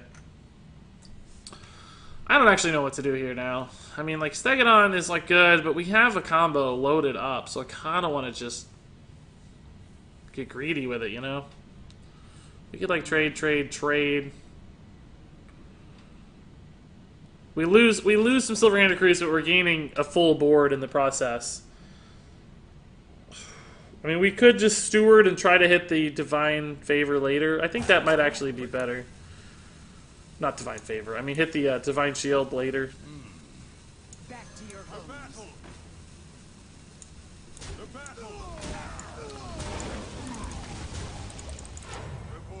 Because, I mean, with Maelstrom Portal as a concern, this becomes much better. Now, this is probably going to get Jade Lightninged, I think. Which will suck, but it's worth a shot, right? Like, we had to try. We still get good value there. I think we just have to go for it now. It sucks, though. God. And we don't actually get full value. Now our hand just feels weird. Now our hand is just clunky. So I'm going to do this instead. Because we would have had 3, we only would have got 4, dude. We're getting close to the 9-mana combo anyway. It's kind of like, well, shoot, maybe we should just go for it all at once. Thanks, Jerks. Yeah, he's the one who chose the username, not me. He's not a jerk at all. He's incredibly awesome. But what do you think the best priest deck is for climbing? I actually personally like Silence Priest, although Dragon Priest is also pretty good for climbing, in my experience. Spike Ridge is pretty good. For justice.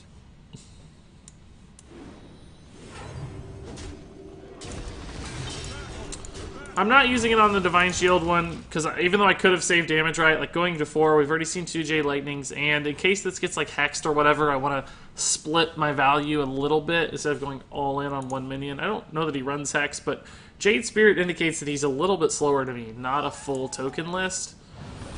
So I think he does run Hex, yeah. So I think we made the better decision there. It's still not a great feeling to get Hexed, but we would have lost the Divine Shield as well if we hadn't, so... this hand is kind of garbage, guys. We might just have to play into a Maelstrom Portal here at this point now. Although we're one turn away, so maybe we can consecrate, trade, ignore that, play a Hero Power Loot Hoarder. Sucks, but he's clearly not full token, so consecration's never going to get, like, really good. Although, frankly, at this point, it's not just Maelstrom Portal you have to worry about, is it? It's actually Lightning Storm.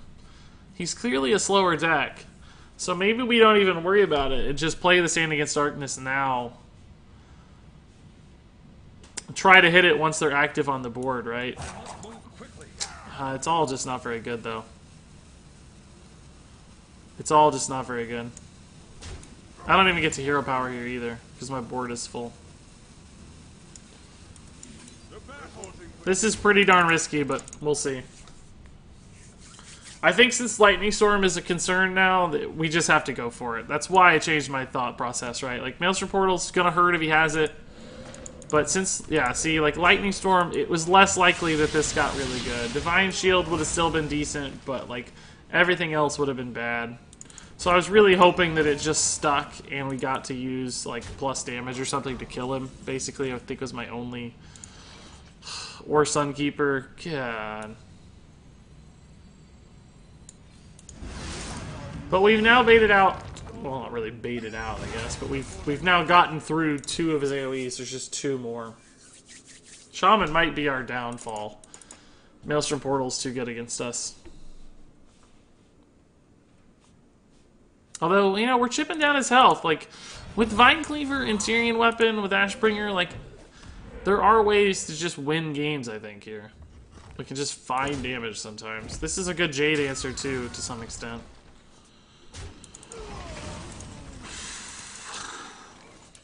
Alright, let's just do it. Are we dead? 9, 11? No, we have a little time. For justice. I'm gonna play this Direwolf mostly just to make him think about it. Like, he's gonna have to think he's got to clear a little bit. Instead of just going face and trading with me. If he does it wrong, we can Sunkeeper for some value. We can Consecration for some value. That's really slow. I don't mind that at all. I mean, cards I don't think win him the game here. I think return kills win him the game, basically. I have 6 damage right now. Aha! Is he going to send a 4-1 into a 1-1? He actually should have. Unless he has a kill for it. Jinyu, oh, Jinyu's really good. Crap. Jinyu's so good. We definitely have to Consecration again here and just hammer his face, I think.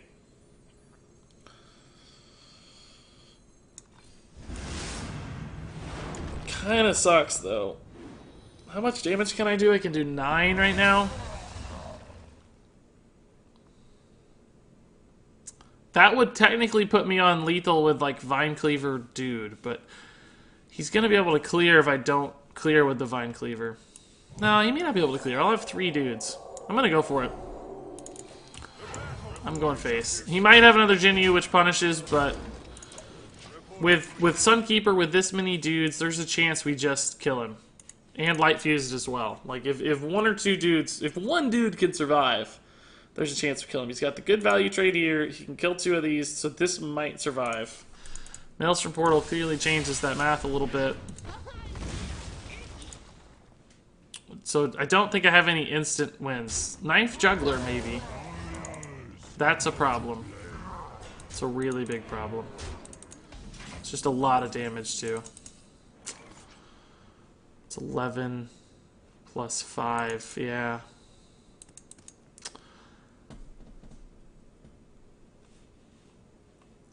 I can give these taunt, I guess, and live.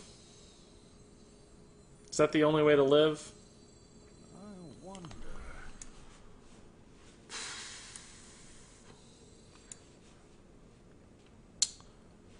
11.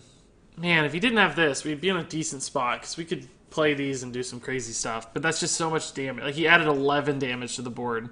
So it puts me on a really tight clock. Like, I don't have a way to get through it. I don't know. We have to try. I guess Taunt's the only way to even live. Yeah. I think we're dead. There's a chance he misses it, though, so we'll hang out. There's a chance he misses it. He may not count through.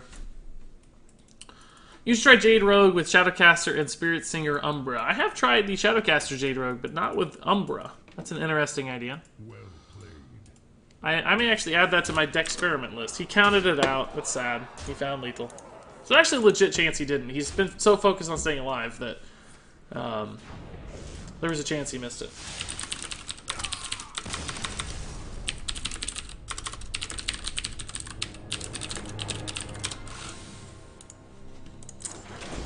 I don't know. Do I regret all of our going face? I don't think so. I think that was still the best chance because I think he had more depth of deck than we did. I don't know. It's debatable. Could you please link the deck list? Thanks in advance. Yeah. Yes, I can. I'll drop the deck list in chat here, guys. The string. Well, it's gonna be harder, easier said than done, I guess. Because chat is on a second computer right now, so give me 1 second though. Still worth. Might hear some Twitch chat and Twitch in the background here, but there we go.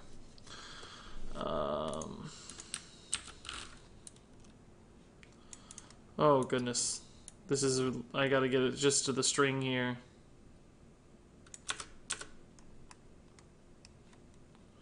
Wow, this is hard to copy paste. Jeez Louise. Hearthstone, just give us the string. Like they made this really cool thing where they give you just the string, you know, and you can just copy this one string of text, but then they also put all this other junk with it. So it's like if you copy and paste it, like you still end up with a million different things. It's kind of silly. I'm not totally sure if I gave you guys the right. I think that's it right there. Let me drop it in YouTube as well. Actually, this will be the easier way to do that. Here we go. Here is the deck list, guys. I think I need those hashtags at the end. I'm not 100% sure though, so if it doesn't work with those hashtags, maybe take those hashtags off, but I think they're supposed to be there. Alright, let's jump back in. So Shaman is the only thing we've lost to, I think. Hey, Joseph Gomez, it's going well. I do not play Magic the Gathering, no. Missed out on that time. Jamcaro is a troll about to get banned. Apparently can't handle morning hair. But that's the fastest way to ban town is this in the hair, but not really. Can you insert deck lists in game yet? Yeah, copy that string and you load up your Hearthstone decks. It'll give you the option to just copy the deck right there. So.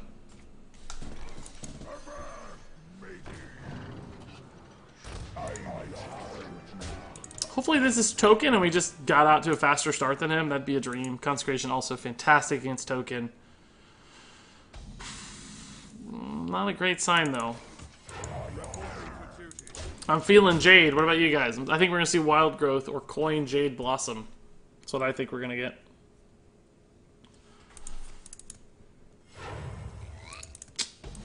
That could still actually be Token. That does not in and of itself mean Jade. I've seen Tokens run that to protect their stuff. This is risky, right? But I'm going to go for it. Swipe hurts a lot, but we don't know that he has the mana for Swipe. I think he's probably just going to trade Hero Power into the Juggler. But we can get a lot of Cult Master value if I keep these minions alive, so I'm kind of making a greedy decision here. Kind of making a greedy decision to kill 2 minions and get 2 cards back. There's Innervate, of course. He could still Swipe with Innervate, but, you know, it's less likely, and That's fine. I can actually live with that. We're going to get 4 cards instead of 2, so it's still pretty good. And frankly, the Cult Master is still kind of a problem for him to kill. And we have a good turn 5 combo already lined up. Like, he has to hero power this Cult Master, probably. Which is a lot of his turn. And it's still token, which is good, I think, for us. With the Consecration in hand, with the Spike Ridged, we're in a good spot. This is a good little combo, which we'll probably do. No need to get greedy with it. Although we could Steward into Lust in the jungle, too. We'll just see what he does and which lines up better, but...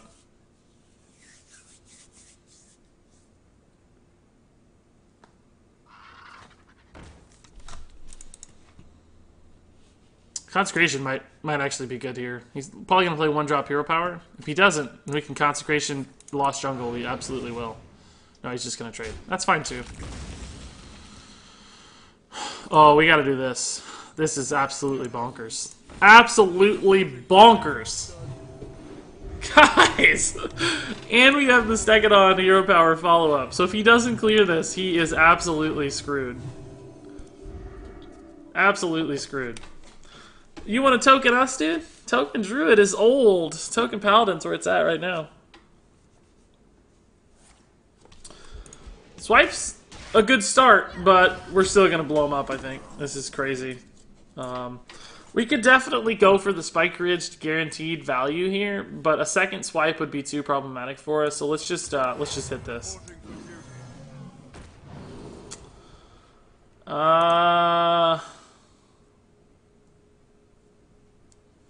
I guess plus 3 health is pretty good when you have Direwolf Alpha incoming. I wish we could more easily kill this, though. Like, a lot of our stuff's going to go down to 1 again. So another swipe is still problematic. But still, these two, you know. We just got plus 15 health off of this Stegadon. Imagine that card, right? Oh, God. Just, no, dude, come on. Get out of here, dude. No. I have no interest in that. I don't have any interest in that at all. Oh my god, the dreams. This is so beautiful. This is so beautiful. Although actually, we need something to die. We need to kill one of these.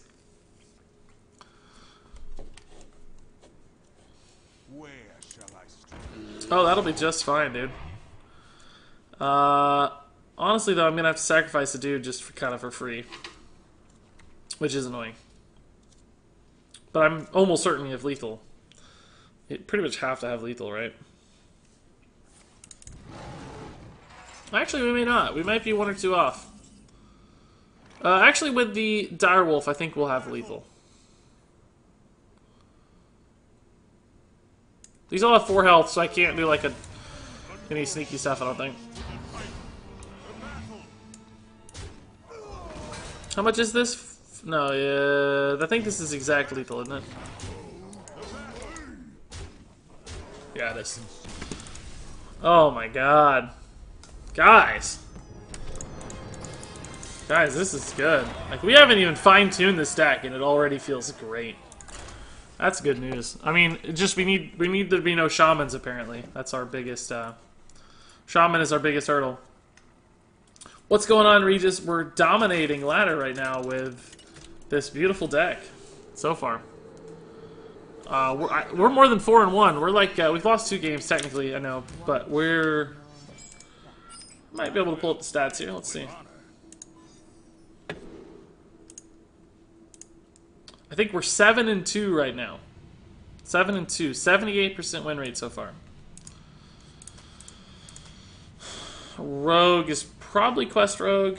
I don't see anything but Quest Rogue anymore on ladder. Do you play WoW? Yeah, I do. I actually did Tomb of Sargeras last night. Started normal Tomb of Sargeras last night. It hit last night, so we killed the first 5 bosses, I think. I used to tank, but I've backed off the tank roll a little bit because I've been streaming more and doing more Regis stuff, so... just flex Paladin right now, basically.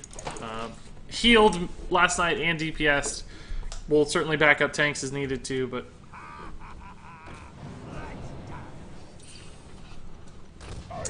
think our guy's gonna survive for some insane value here.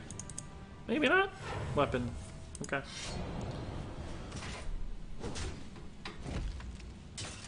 Bloodsail's gonna be pretty good though. Bloodsail hero power is fine. Kill that swashbuckler. He probably thinks I can't kill it. So he's kind of banking, but he's gonna get punished.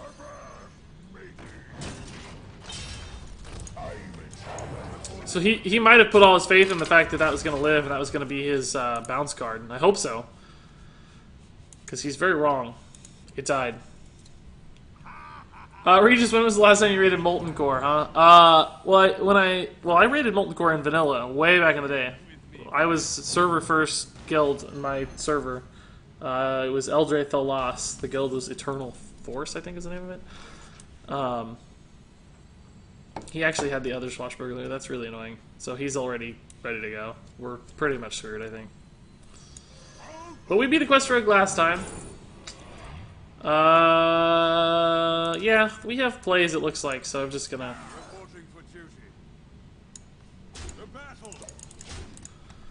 Need to hit something big, though. But, I did do Molten Core when I, started WoW again in Legion and just, ran through it and soloed it or whatever for fun. I don't know if that counts as a raid, but that would have been the, next to last time.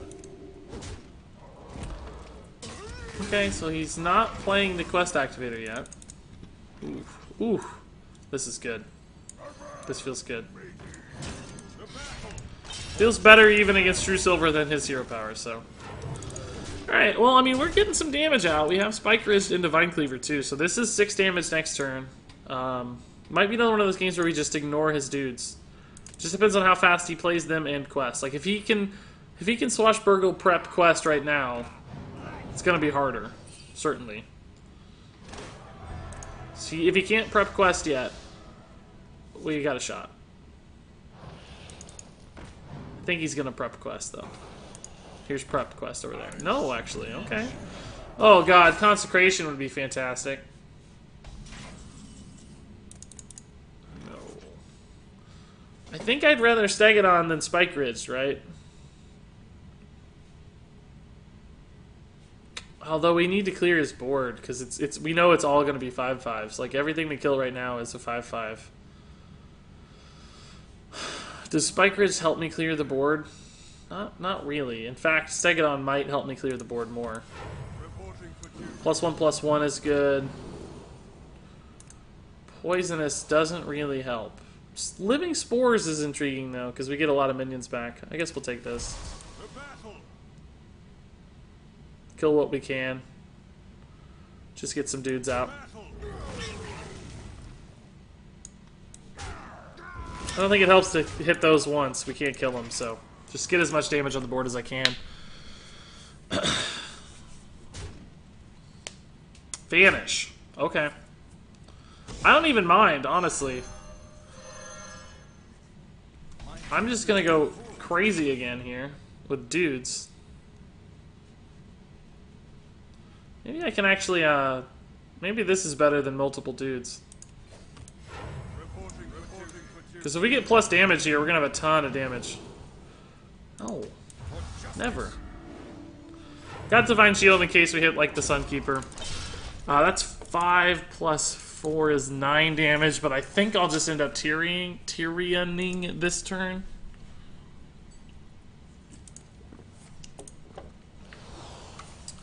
Oh, come on, dude. That's not chill at all. Yeah, I think just Tyrion face. Although, that actually costs me some damage, doesn't it? Because if I can get the Vine Cleaver active, I don't need Tyrion, and this is just faster damage. But then Spike Ridge does instant damage, and on these Divine Shields, I could give him a world of trouble. I think I'm actually going to Spike Ridge and just play small dudes, and then we can Vine Cleaver next turn. This could be really difficult for him to kill. And just do 7 damage face. And then, between Consecration and this board, like, gosh. Because if he has to send all three minions into this, they're all going to die to Consecration. Still a lot of damage out. Sunkeeper's going to be a ton of damage, too, if we draw him. Oh my god, it's beautiful. It's beautiful! Consecration is beautiful. That's a little less beautiful. Oh! Oh, I don't think he meant to do that. He could have easily gotten a refill here. I think he was going to grab the South Sea and whiffed because he hadn't comboed yet. I think that cost him the game. I think that's going to cost him the game. I think we have more than enough damage. 5 plus 3, yeah, we're just going to kill him sideways 7 times over.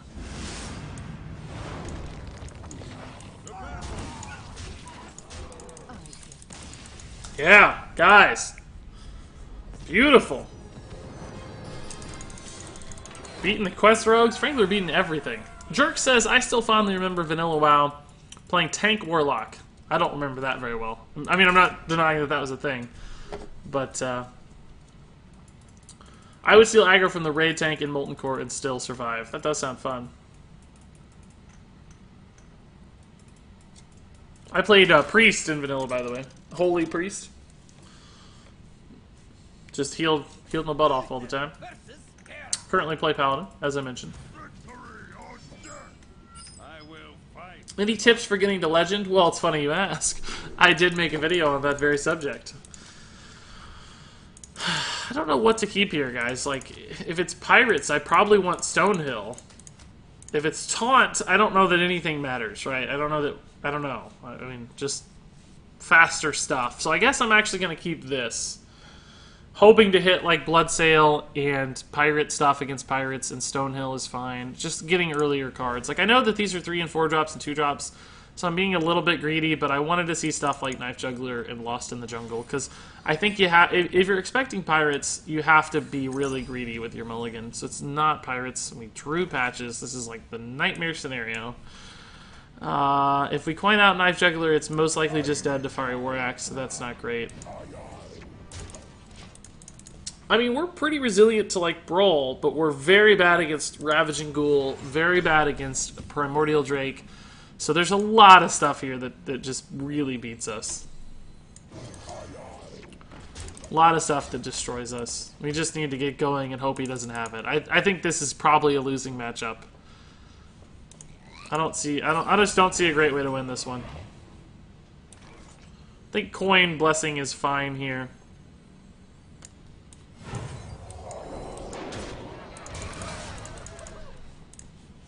It's a little bit of a waste of damage, but who cares? Might just Knife Juggle into Loot Hoarder. Stonehill's a little off curve, so.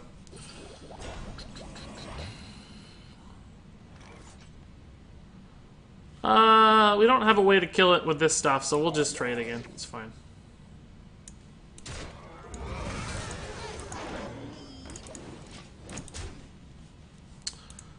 Stonehill, Hero Power, looks like the line.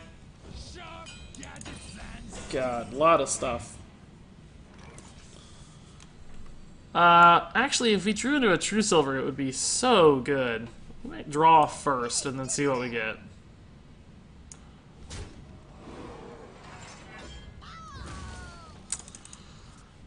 This is very likely to be good, too.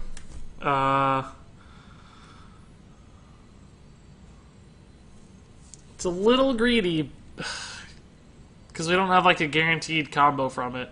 And there's just a chance to get blown up by, like, Ravaging Ghoul. But we might bait a Brawl if Brawl's all he has. Plus, we deny him a lot of armor if we kill this with pings. I'm afraid what's going to happen, though, is we're going to hit, like, 3 pings, and it's going to be, like, the worst. But we'll try. If we hit 4 pings, it's going to be nuts. I mean, like, 2 to 3 is more likely than 4, though. Like, we missed 1, so we have to hit the rest. Yeah, we missed. So now we're going to end up wasting some damage, probably. I guess we're just going to ping all... like, it's fine. The math lined up actually favorably, but it's crazy how many hit face. Like, I would have rather used I think I would... Well, maybe not. Just depends on what he has here. Whirlwind's obviously fantastic. We'll just double Stonehill here. We got to find the Tyrians and stuff. Tyrian is the kind of card that gives us the depth against Taunt Warrior that we need. There's 1 Tyrian, so we need 2 more Tyrians. I guess Infested Torrent's kind of the most resilient against Taunt Warrior with Brawls and stuff, but those all kind of sucked. Mastodon, probably because it's the biggest. I don't think we have any curator value, really. We get a Stegodon, maybe. That's it. I like Mastodon, though. So, one of these, or actually both these live. We probably Spike Riz Steed in that case. Can't really get through that, though.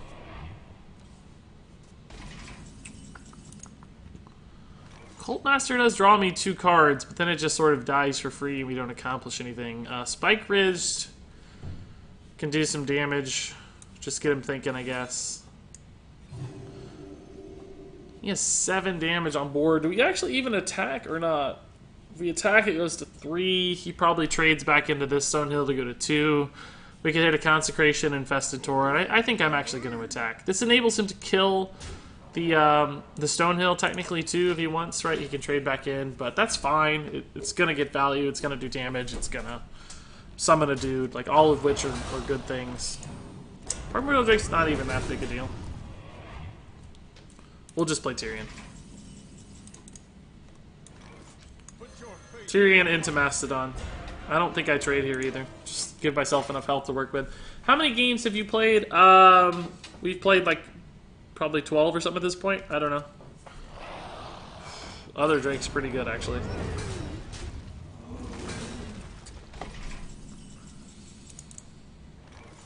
Although now that he's used 2 Drakes, like, man, this stuff's starting to look really good. Like, this combo even right now. It's kind of enticing. The question is, do we just want to play the Mastodon, though? Because it's so hard to deal with. He's at 6 out of 7 already. That's very scary.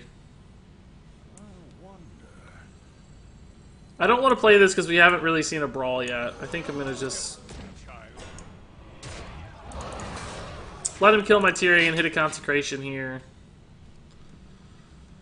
Hopefully he doesn't have a weapon destruction, but if he does, like, we have 2 Vine Cleavers and a True Silver. We're going to have plenty of weapons. And frankly, him hitting the Sulfuros may not be that bad for us simply because we have so much damage in this deck. We might be able to kill him. Of course, taunts are a problem because they get in the way of damage, so I don't know if that's the right path or not. Is he going to sleep with efficiency?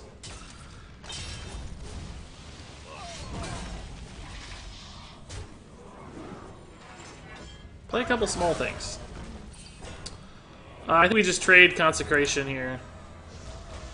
He gets some armor, and this is still around and sort of annoying, but trade Consecration, Infested Torrent, Hero Power. That's fine.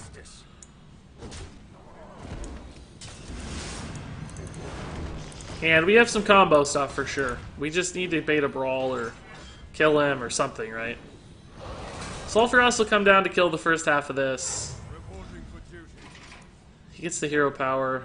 I don't know. It's going to be tough, guys. Brawl is going to be an issue. Like I said, I think this is just a really hard game for us to win. We're going to have to stick a big turn and get lucky, kind of.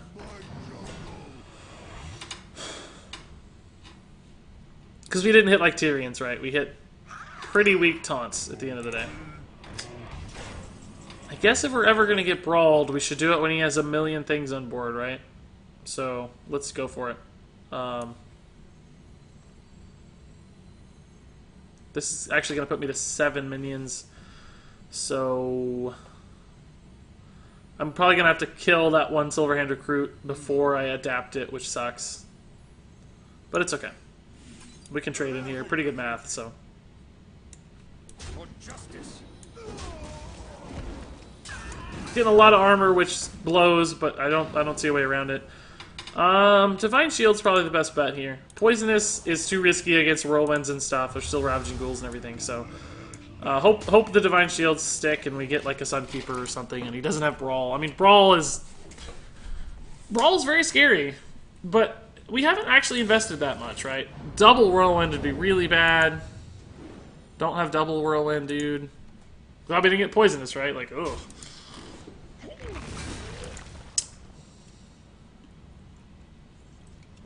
He's gonna Brawl, I think. No, he wouldn't Brawl now. There'd be no reason to Brawl after playing Ravaging Ghoul. His attacking face kind of signaled that. Oh my god, he is gonna Brawl! Why would you... That's insane! Why would you Ravaging Ghoul first? Like, our entire deck is built around that. Well, there you go, that's why. But, I mean, our entire deck is built around...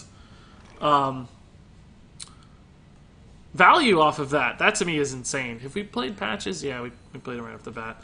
I would never, for the record, guys, I would never brawl after Ravaging Ghoul. Because the Ravaging Ghoul gives you like a second way to deal with that, right? We'll play this over here because this is the most likely thing to die. I know we could have got value here with Sulfuros and all the weapons and stuff he runs, but I think I just have to reload the board and hope to hit a Cult Master because that's the only way we win this game is drawing a lot of cards right now. So I'm sacrificing basically the potential to remove a weapon charge for the ability to just do more in a single turn. And it looks like it's going to work out very, very favorably, so that's good news. Otherwise, we wouldn't be able to kill this, so... Vine Cleaver would be pretty good. Stegadon could actually be fairly good, too, but I don't know, because I might draw a better card, right? Like... I'm going to save the Stegadon. Do we have another Stand Against Darkness? No. We do have 2 Lost in the Jungles, though, so I'm going to save it. Just get the cards down while I can. Yeah, so that worked out.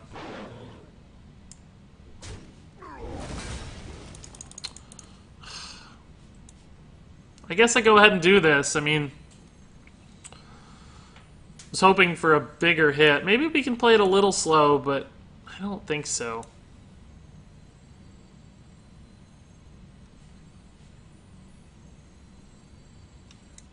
Yeah, we can, because we have the Vine Cleaver. I'm just going to play it a little slow.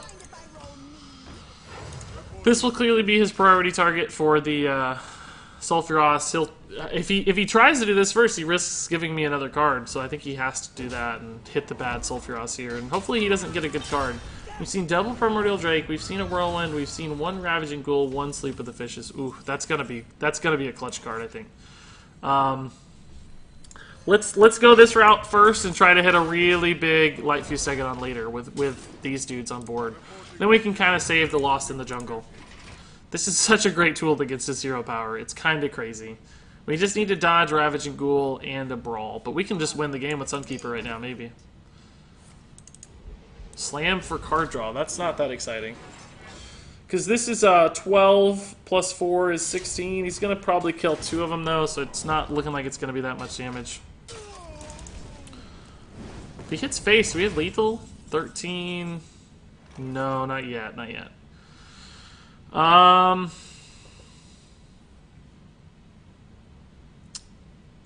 What if we get plus 3 damage? Is 12 plus 4? If we get plus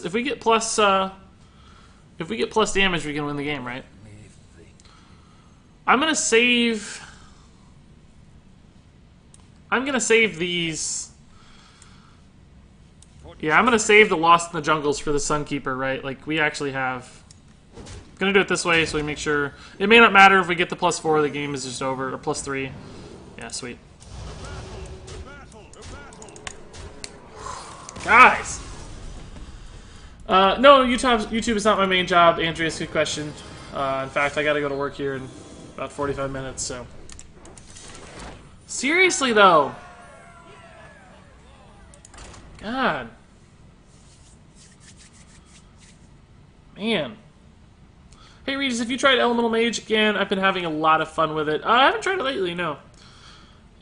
Jerk says Sunkeeper Light Fuse. Yeah, that could have worked too, but like we had enough with the do it, and I still did want to spread out our resources a little bit. That's why I said like I'm going to save some of the stuff. Like we can Light Fuse now and then do a Sunkeeper turn later, and that way we kind of play around Brawl instead of going all in with both our finishers at once. If we save one finisher back, if he does somehow have the answer, if we don't hit the lethal, then that gives us sort of a second out. But guys, I've never had a Decksperiment, I don't think, win quite like this deck is winning currently. We're doing really well. Cult Master, by the way, was very iffy about that card, but it has been clutch. Like, we do not win that last game without Cult Master. We probably don't win that last game if he plays it better either, by the way. Like, I don't think that guy played it very well. I don't like saying that because I didn't see his hands. You know, you never really know what somebody's got going on, so you can't judge their plays that well, but based on the information we had, it seemed like there were some iffy decisions. Like, the Ravaging Ghoul thing, I think, was pretty iffy, because he was going to Brawl anyway. Like, yeah, the Ravaging Ghoul won the Brawl, but that's silly. Like, worst case scenario, I have a 1-1 that survives. This is bad, by the way. I don't know if you guys can tell, but this is a bad thing.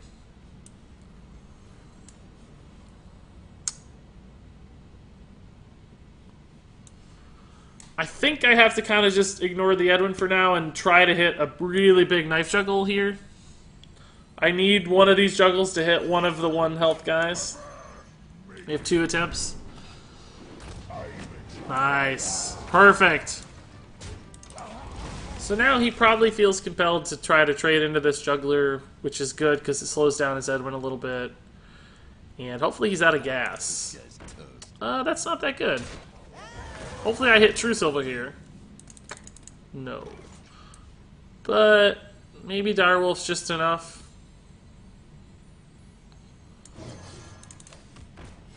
Reporting for duty. I think I trade in here just to set up the consecration or deny the trade value. Might signal it pretty hard, but we have to do it. I mean, we need to resolve this stuff. Curve is too high for Divine Favor to be worth it. I think that's right. I didn't see the question, but if you're answering, yeah, I think that's absolutely correct. Lost in the Jungle is the best draw, I think, in the deck. Because I gotta do this, so I needed a 1-mana play. Bloodsail Corsair actually might have been a better draw, now that I think about it. Because we would have destroyed the weapon, denied some trade value. This guy's running like my Pirate Rogue list that I made. It's cool. I know this is super duper risky because of Fan of Knives, but I suspect he's not running Fan of Knives, and I think that this will stick. And we can Vine Cleaver that down next turn if we think we're going to have enough health. Health is my biggest concern, but Stonehill Defender generally translates into health, so he might also feel like he has to use the weapon against these because he doesn't know what we're about. So that could be good. If we hit Stegadon or Sunkeeper, though, we're in an insane spot. Like, just ridiculous spot. I don't know if I can use the Vine Cleaver. I might have to trade. I probably have to use Vine Cleaver now just because there's 2. Yeah. That's a lot of damage. Jeez, dude. I think we have to try to stabilize, though. For justice. The battle, the battle, the battle, the battle, the battle. We can Stonehill and start sending out an army of dudes, but I mean, double Consecration kills me, or not Consecration, I mean Eviscerate. Frankly, like, Card, Eviscerate, SI kills me right now. Leroy Jenkins kills me right now. Just a lot of damage to have to eat. We could have tried to do the Stonehill thing and, like, stall one out, but it wouldn't have worked, obviously, right now, as far as we can tell. And I just think that's a long-term losing plan. Like, we needed to stabilize a little bit and then Stonehill instead of the other way around. Maybe I'm wrong, though. Who knows? That was a fast loss. Fast deck. I'm glad to see somebody playing Rogue, though, that's not Quest. Like, good on him. Good on you, Carl. Carl wants to be my friend, but unfortunately, I can't. I'm sorry, Carl. The friends list is full. But good on you, Carl. I bet he was going to apologize. Like, I don't think he was going to be rude. I think he was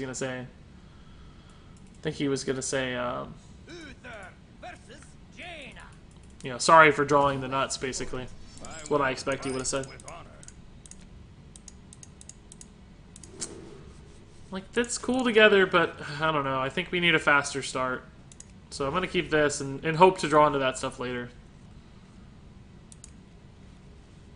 It's okay. These are fairly slow, but this is good. It's pretty good. Ooh! Giants Mage, I bet. Reporting for duty. Let's just get going. Most likely he's going to say, get wrecked, noob, and delete you. Yeah, that could be too. In my experience, though, that usually happens when people lose to you in some absurd way. In my experience, usually when they beat you in some absurd way, they're usually nicer. Although, I have had some people who've known my name, like, they recognize me from YouTube or whatever, and, like, sometimes they say I'm a big fan. Well, not anymore because my friends list is full, but back when my friends list wasn't full, they'd say, oh my god, are you RegisKillbin from YouTube? And they'd say I'm a huge fan. Nowadays, that doesn't happen because my friends list is full, but... Ooh! God, that was a brutal turn. Jeez, dude, that is not cool at all. Not the slightest bit of chill. God, do I try to hit this insane knife juggle play, guys? It's probably not worth it.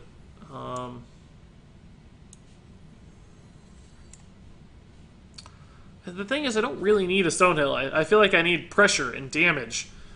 And this doesn't really do it.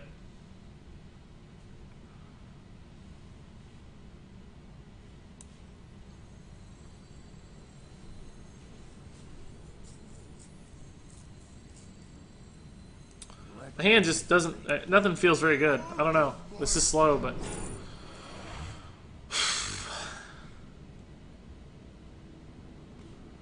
Health is not going to matter against combo mage. Like, we're going to be dead anyway, but taunts do matter. So I'm actually just going to cycle taunts, I think, as much as I can. Because if you can taunt out their giants, they don't always have a way for the giants to go through. Assuming it's giants. If it's Exodia mage, it doesn't matter. We're screwed anyway. But there's a chance it's giants. Although, I think Cold Light probably signals Exodia, not giants. But who knows? I don't really know. How many dudes can I play if I do this? 2 dudes. So there's a pretty good chance these hit well. I'm going to go for this. Aha! I have the guarantee anyway, I guess, but... Good job, Juggles. You did it. You did it, man. Good job. When you hit 500 wins with the class, do you get anything other than the gold hero? No, just the gold hero portrait. I don't know. Maybe you should get some gold or something. Maybe you should get a pack. Hearthstone needs to give more free stuff out, I think, personally.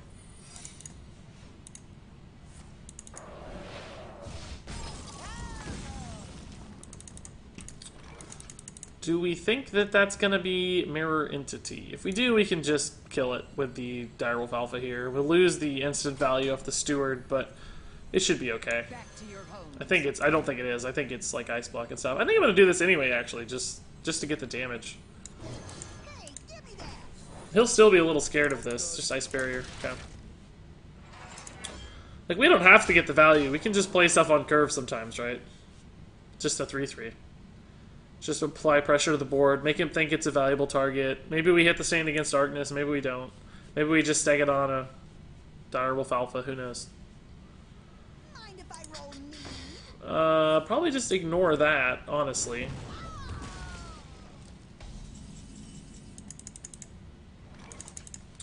Yeah, I think I'll just Spike Ridge this Direwolf Alpha. Go face.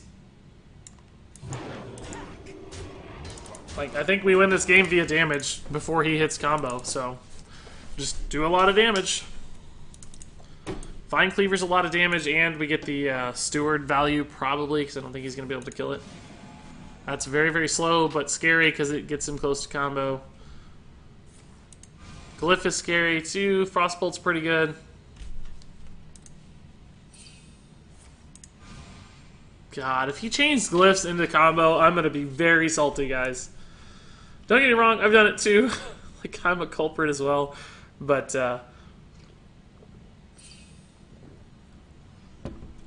what did he get that time? I didn't see. Did he get it again?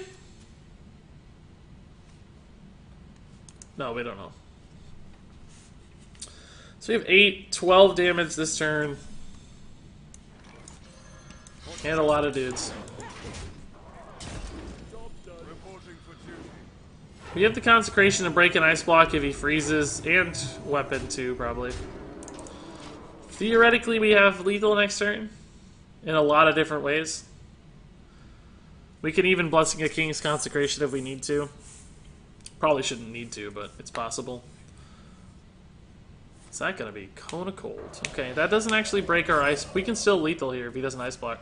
No, we can still lethal if he doesn't Ice Block. That's probably Ice Block, but I think we still need to pop the Ice Block lethal here.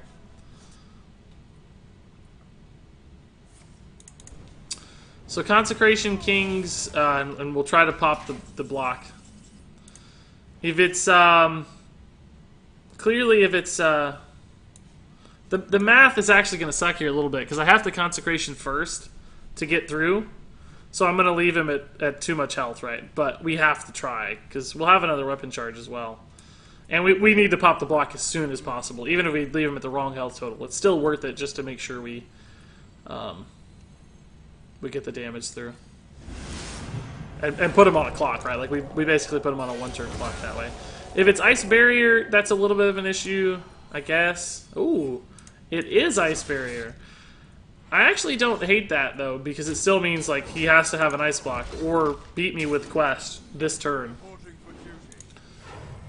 And we're getting more value off these dudes, too. So he has to find a lot of clear potential. If he does freeze the board, I don't have much to work with. It's the only thing.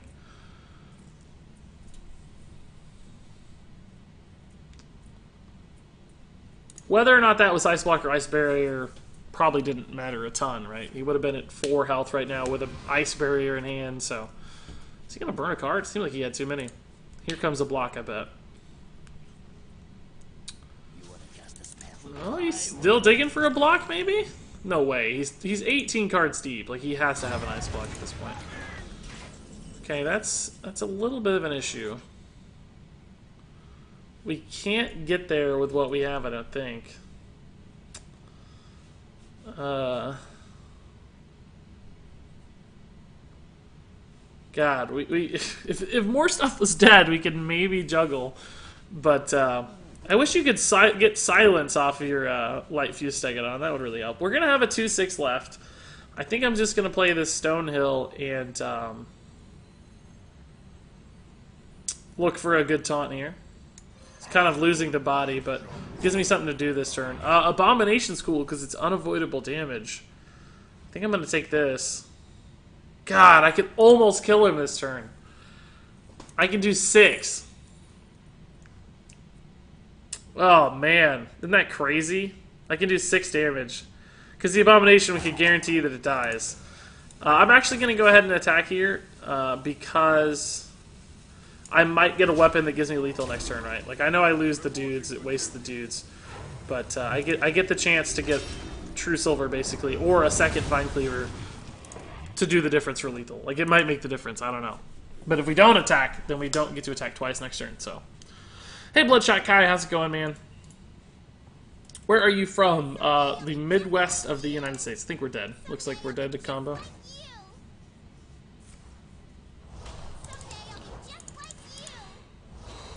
This is always fun to watch. Hey, I'm gonna get a bunch of followers, guys. I'm gonna get a bunch of followers all at once. Listen, here it comes. It's a follow train. Aha! He's 2/3 of the way through the deck. It's not that unlikely. Oh, I didn't even need the extra. Oh, no, he took it. Never mind. He had to. What am I thinking? Not enough mana in the world. So 1 turn off. That's fine. You get a pretty good freeze. He drew what he needed. It's not unlikely at this point. Well played. Look at all those followers. Aha! Somebody needs to follow to add to it. Isn't this the same name as the guy you played your most incredible game ever against? Oh, maybe it is. I don't know. Maybe we have a history. It's probably a fairly common name, though. It's, you know, it's a fairly common name in the U.S. at least, so you can have the same names as long as those battle tag numbers are different. Who knows, though? Hey, it's Joe Legends. How's it going?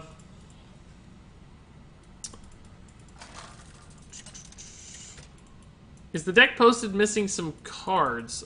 This should be correct. It removes a card when you draw it, so if like one of these has 1, it means we drew it, right? Like, there's 2 Direwolf Alphas because we've drawn 1 at this point.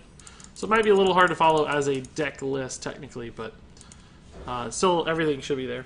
The one-ofs are Cult Master, the legendaries, of course, and True Silver's a one-of. Trying to think what else. I think that's it. Patches, of course. Legendary.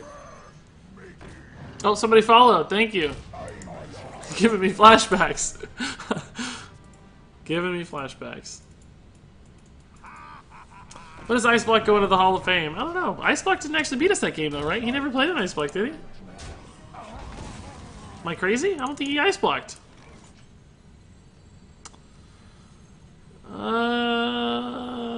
this doesn't really help other than just kind of getting more damage out faster. Let's just do it. Probably just weapons this down, but might eat a backstab, who knows. It's not, it doesn't look like Quest, so that's a good sign. I'd love to see a Lost in the Jungle right now. Second Direwolf is intriguing, but I think we'll just do this. Second Direwolf, hero power, probably next turn. I don't think we'll need to hit a Stegadon on one guy. Probably gonna die anyway, so. It's gonna kill the Direwolf, it looks like. I'm okay with that. This Direwolf's gonna get some nice trade value.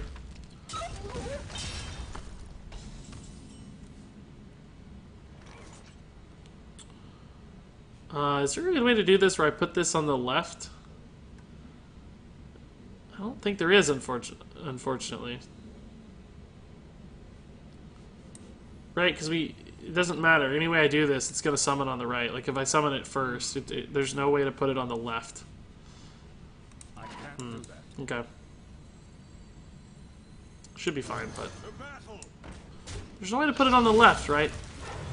I have to play the Direwolf before... Yeah, there's no way to put it on the left. And trade. Am I crazy? It seems like there should be a way to do that, but I don't guess that there actually is. It's gonna kill the Direwolf again. He's taking a lot of damage so far, dude. A lot. Oh my god, that Fan of Knives! He's probably gonna regret that, I have a feeling. I think that's gonna be a regret down the road. Yeah, this sucks. I have to load it up, though. The question is, do I actually attack? I don't... We're one turn off Vine Cleaver, so we should have time, but I'm going to actually go ahead and attack. He's already getting so low. I need a card, though. Like, we've got all synergy stuff and no bodies. We need bodies. Stand Against Darkness would be amazing, because we already saw a Fan of Knives. Like, if we could have reloaded with Stand Against Darkness that turn, oh my god, that would have been the dream. I may just have to do Hero Power Stegadon if I don't... Oh, there it is. Cool. Okay. And I think I'm going to go ahead and do this. It might be Noble Sack, which is fine. I might get a Vine Cleaver I want to play at some point in the future. Plus, we might just have lethal next turn with Sunkeeper, so... Hopefully he doesn't have the second fan. Clearly he's running 2 if he's running 1, so it looks like Prep Fan is happening. Oh, Prep Lay on Hands. Is that enough? It is enough to stay alive. Maybe. Stegadon. Oh my god, we almost could hit. Oh, he's gonna. Oh, I thought he was gonna Prep Fan too. I was getting real scared. I think we have to Sunkeeper because otherwise, if he does hit a fan, double backstab trade though makes Sunkeeper far worse. Thank god he didn't hit the Fan of Knives still though. Dude, chill. Chill, dude. Jeez, I think we just clear here, and that's like his 2 big resources, right? Oh my god, yes. This is insane.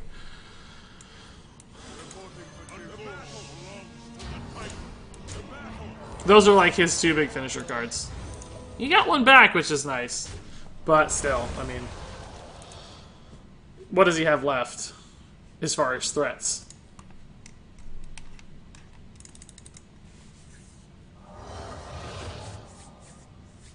Eviscerate? Oh, Vile Spine's pretty good. Antivis. We can just Spike Ridge and kind of solve that thing out, I think, and just bleed him dry. Spike Ridge Hero Power looks good. Blessing of Kings, not yet, but... I'll go ahead and trade this just to prevent shenanigans, and because it makes the health total a little more awkward for him, I think. Because it was 9 health, he could, like, Hero Power... trade, but now it's like, what does the Hero Power do? It hits a Stegadon maybe. Oh, he actually has another threat. That's intimidating. We should be able to Blessing of Kings through it probably. God, he's got a lot of removal in this deck, dude. No, he's gonna clear. Shoot. I don't have an answer for this. That's bad. God, that was like perfect from a mana standpoint. Jeez, dude. It's very annoying. Like, outrageously annoying. God, that was a good turn. I don't know what to do, guys. I can't do that. There's no good play because the questing's gonna go insane. I don't know what to do.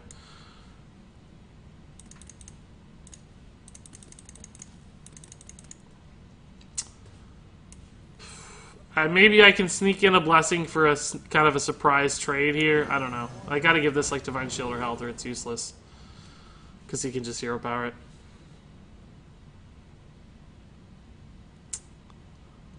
Oh, this all sucks. I don't know. We're dead, I think. Dream is dead. Yeah, man. That was crazy. Absolutely insane. Maybe we shouldn't have traded into that second Arcane Giant for the Getaway Kodo. Oh, that's... No, dude, come on. He's gonna get a spell here and just go crazy. We're probably dead. What is he at? 15, 18? No, I guess we have enough health. We're not gonna die. He didn't hero power though, which is actually fairly convenient. I don't think we can race, but we can actually kill the questing adventurer if we want now. No, we can't either, because this is too much mana.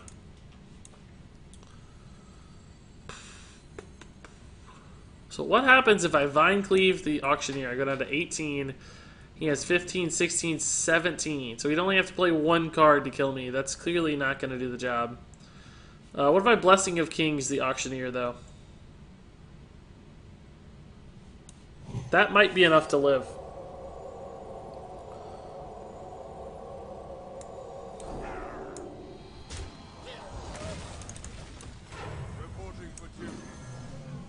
Don't think this is a path to victory, to be honest with you, but it's the only chance that we have. Like, maybe somehow we can find some damage, or a Tyrion, or something, or a Spikerid Steed, I don't know.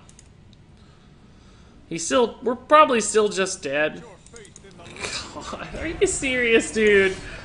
Come on, dude. This guy had the craziest perfect curve through those last turns where he hit like everything with the where he fully cleared my Spike Ridge. That was a nutty turn. I don't think this helps at all, but just for giggles.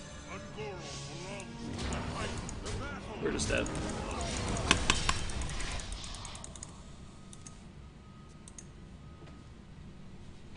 We actually are maybe alive, depending on this. But we can't kill him, and we're still gonna lose, but... Oh, seriously? Paladin cards apparently are pretty good at Rogue, guys. Who would have guessed? Gosh, we can almost do it with a Tyrion again. Cult Master doesn't help, though. Like, if we drew Tyrion there, like, we could almost win the game. Probably not. He probably had the damage necessary without dying. Yeah, maybe not, though. I think he would have been like 1 or 2 off. Nah, he would have been able to buff through a Tyrion, so we would have lost. God, I'm stunned how close we got, though. I mean, we looked like we were in an unlosable position. Then he had the crazy turn, where he just went nuts. Like, he had the good Vile Spine, but then it was the turn where he was able to clear the Spike Ridge that really cemented the game for him. And then, of course, we still somehow fought it out, but couldn't win it. What's going on, Regis? Had no idea you had Twitter until I saw your video. How's the Pally faring? It's actually doing really well. We've started losing a couple games here and there, but still, overall, very successful for a day 1 deck. Like, we, have never played this until right now, just made it, and it feels kind of tight as a list already. I don't really... Oh, come on, Patches! Get out of here, dude! I kept the Bloodsail for you. No, Patches. If this is Pirate, that's going to make a big difference. Honestly. Like, we still have a good hand for Pirate, but that could make a huge difference. Aha! Since we don't have the Patches, I don't need to start with the Bloodsail, I don't think.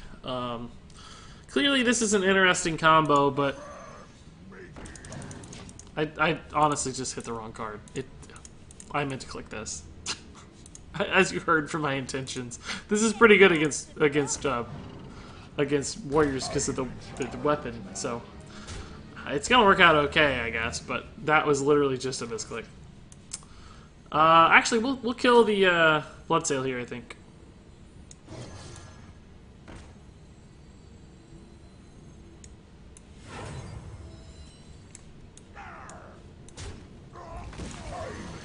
Literally just a misclick, guys. Spike Ridge is pretty good against pirates. We have a decent board, so. I do still wish we had the. Ooh, that's gross. Don't have a good answer for it though. I think we're just gonna.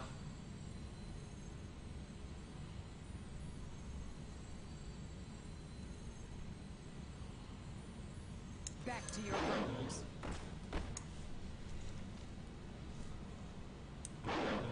I know that this gives him the trade, right? But it doesn't really, because this is a 4 attack minion. I mean, if he has like the Zos first mate and he can kill the Direwolf and then trade, that's very, very good. Or upgrade.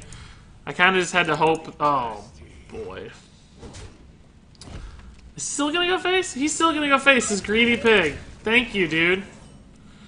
You're a greedy pig, and I love you for it.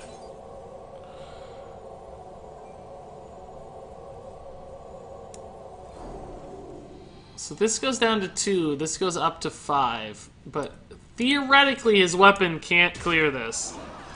And he may not want to, he might just decide to go face. Which means I can hit a pretty good Lost in the Jungle. But I can also maybe double clear. That's really good for him. That's even better. It doesn't really matter in my scenario, but... So now this is obviously an issue. Consecration is absolutely useless. We can at least play a lot of guys. Spike Ridge is going to have to carry really hard in this game. I don't know if it's next turn though, because we might have to we might just be dead actually. What, 9, 14? Probably just dead. Probably dead, but... Yeah, these Frothings were definitely an issue. True Silver would have been a good draw. It's our only heal in the deck, too. What now? Is that lethal 12, 15, 16? I think he's one off, isn't he? Not that it matters. I don't think we can... I don't think we can kill him. But I think technically he's one off. Spike Ridge does not really help me, right? It might keep me alive. Think so, though. I think the Frothing is going to get, like, insane value. Consecration I can't really clear, though. So we have to try to Spike Ridged. There's probably a good way to figure out the math here, but I don't really have time to do it, so... Yeah, I think I'm just screwed, right? I don't think there's... The double captains here is actually very problematic. Yeah, we're just dead. We had 1 more damage, I think we could maybe stabilize, but... He's able to, trade... Actually, we might be alive. Maybe I shouldn't have done that. I thought we were dead, for sure. But we're not technically dead to the board. We are now. We would have been, but... Technically, I should have kept my guys alive. I was just suiciding for fun, because I thought we were dead for sure, but... No, we were dead for sure. The Frothing can attack, and then this... We were dead for sure. I had it right the first time. We were dead for sure. None of that was relevant. Ooh, that hurt. I don't know that my misclick really mattered. I think we were probably just screwed. He got off to the crazy Frothing start. We didn't have answers for Frothing exactly, so... Left us in a tough spot, but... That's alright. Probably got a couple more games here, guys. I'm going to have to head out fairly shortly as far as stream time's concerned. But hey, the Outlock64, how's it going, man?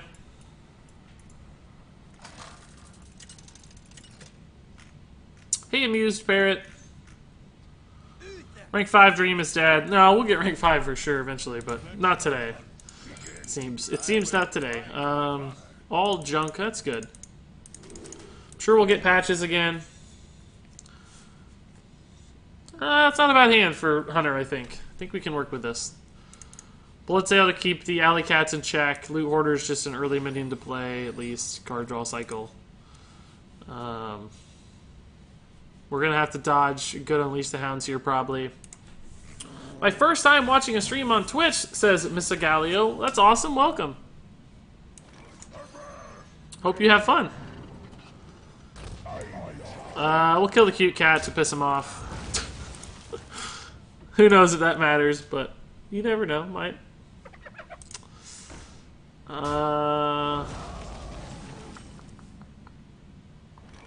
Can almost kind of sort of kill that, but not yet. So I think I'm going to try to hold with the Stonehill. Just stall it, save some damage, and then clean up with the Direwolf. Grime Street's a better card, but as far as curve is concerned, we might need this Fin Creeper. So I think I'm actually going to take the Fin Creeper. So he attacks here, this goes down to 2, we can Direwolf to kill it, hopefully is the plan. It's a little off curve and weird, but this clearly has to die, so. Oh man, he's going to hit the good, looks like he's going to hit a really good Houndmaster, but we do have the Consecration to clean up at least. Maybe. But he's going to Houndmaster trade too, so that's going to go down to 2. We're in a tough spot. Everything's a little off curve, floating mana. Houndmaster's insane. He had basically the dream curve. I don't know how to win this. I think we have to just try to kill this and then hit a Consecration after the fact. He probably trades here, goes face. Maybe I can... I don't know. Fin Creeper on 5 is probably okay. That's not that scary, honestly, because we can deal with it, but... We might just have to Consecration and give him the 1/1s here. I don't know if I can take this much damage. Like, the 1/1s aren't that scary, right? We can Consecration Lost in the Jungle, trade into 1. He has 3 1/1s. We have 2 1/1s. I think this actually is pretty good. Like, of course, I'd rather that die first, but... At the end of the day, we have a lot more cards, we have a Tyrion, we have a Spike Ridge Steed, and his board is not that intimidating. We even have the Bloodsail to answer the weapon charge. Like, we can Bloodsail Fin Creeper next turn, probably pretty good. Second Houndmaster, man, he's hitting some good on-curve plays. I'd actually love another Consecration. That'd be great. Hit that second Consecration, dude! You got this, cards. Trading does indeed make the Consecration far worse, though, so we'll probably just do this. He's not going to use that weapon at all? That feels weird. I mean, it doesn't matter. I'm going to kill a charge regardless, so... It's still weird, though. I really need a minion to stick for this Spike Ridge to get value, so... hopefully he leaves a minion. I doubt he will. He's playing pretty smart around it so far. We can Vine Cleaver if we need to into Tyrion, but... That's pretty good. You know, it's damage you can't use on my face, but he's preserving minions, so he still gets a lot of value. If he doesn't trade, though... Oh, that's a weird trade. Spike Ridge is still fairly good here.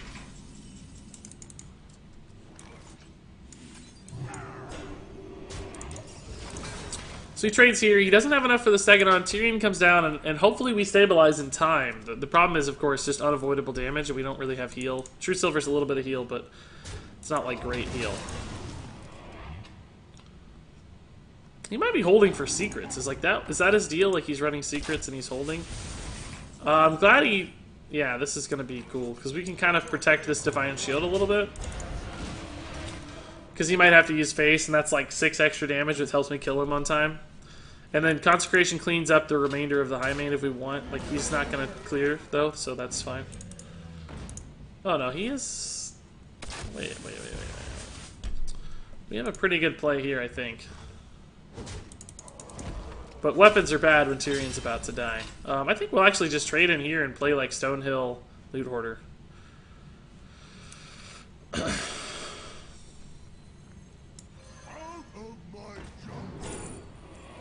Grime Street's probably going to be very good at this point. So big.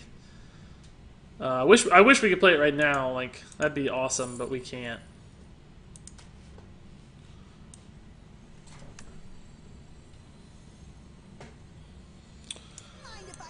I can't decide if I want a True Silver here. Like, Tyrion's pretty obviously gonna die. So, like, the True Silver's most likely gonna get wasted. But,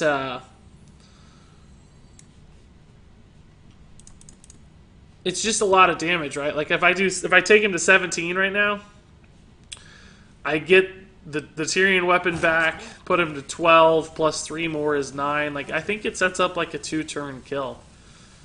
I know I'm losing 2 heal technically too, but we've already seen 1 kill command, and I don't expect him to get through these taunts anytime soon. So I think we can even Divine Shield this Stonehill, for instance, like to give it super taunt kind of thing, and we have the 6/6 itself. Like, so in other words, the High Main's just never going to get to really attack by the time we just kill him. The High Main will get to kill the 6/6, but actually maybe Consecration's just better. I can attack into the High Main, attack into that, and clear his board with Consecration. I go down to 6 health. No single card would kill me, but do I kill him fast enough is the question. Let me think. I don't think I do. Go down to. I'd have to kill him in 2 turns. He'd still be at 17. Man, he just played 2 really annoying things, making me kind of sad.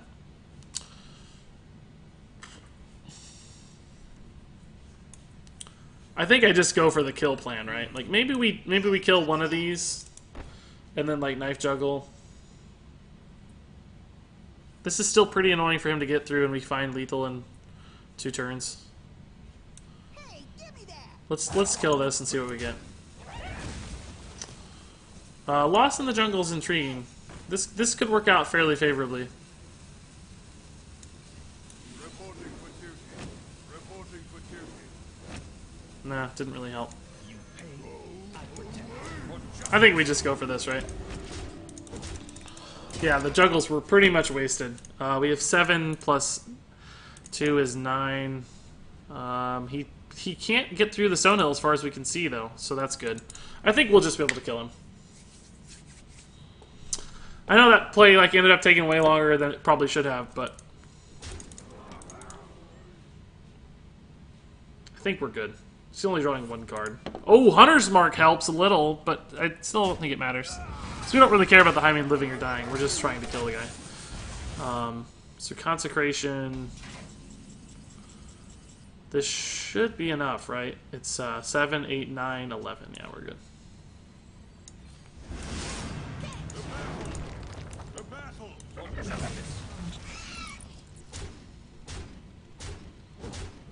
Yay! Woot.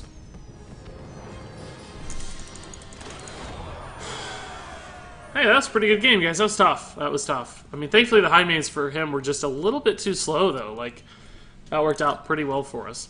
So, guys, I think that's going to wrap it up for me. We played just 1 deck today, which is crazy. This is like my longest experiment ever, but we were just rolling. Like, that was great. So, here's that deck list. Take a screenshot if you need it. It worked out really well, guys. We won a lot of games. Let's see if I can find the actual stats here for the entire experience. We went 10-6, apparently. Although, man, it sure seems like we didn't lose that much. That's a 62% win rate. Although, that sounds wrong. I don't know. For some reason, that doesn't sound right. I guess we lost quite a few in a row there recently. That's what it was. We actually lost 4 out of the last 5. It didn't feel like it because we started so hot. A couple of those were wonky, though. So, still, I mean, solid win rate for a day 1 deck. Clearly has a ton of potential. And I think with some changes, maybe, this could be a very, very strong deck. I don't know what those changes are. Nothing felt particularly bad. Maybe Blessing of Kings wasn't that helpful. Maybe you could cut 1 Vine Cleaver. It felt like we had too many weapons sometimes. So maybe if you cut like a Vine Cleaver and a Kings and made some replacements here and there. Maybe a couple more early game cards for aggression. Maybe a 5-drop. That could be pretty strong. And this could be a pretty crazy deck. But still, surprisingly well for what is cards that aren't typically considered great. Like, we haven't seen Stand Against Darkness be very successful in Standard. Stegadon hasn't been successful in Standard. I mean, good wild cards, I guess, based on the wild token paladin list, but a lot to work with here. Pretty fun deck. And there you go. That was an incredibly long deck experiment, but simply because the deck was really successful. There was a lot of stuff working. We were winning games, and it was a lot of fun to play, too. So maybe that's a thing that can be a great deck. I need to play it some more, I need to refine it, but I have a feeling Token Paladin has some legs in standard format, which is pretty exciting. All that said, if you guys have any thoughts, comments, suggestions for this deck, of course leave them in the comments below. But until then, thank you so much for watching, and until next time, game on.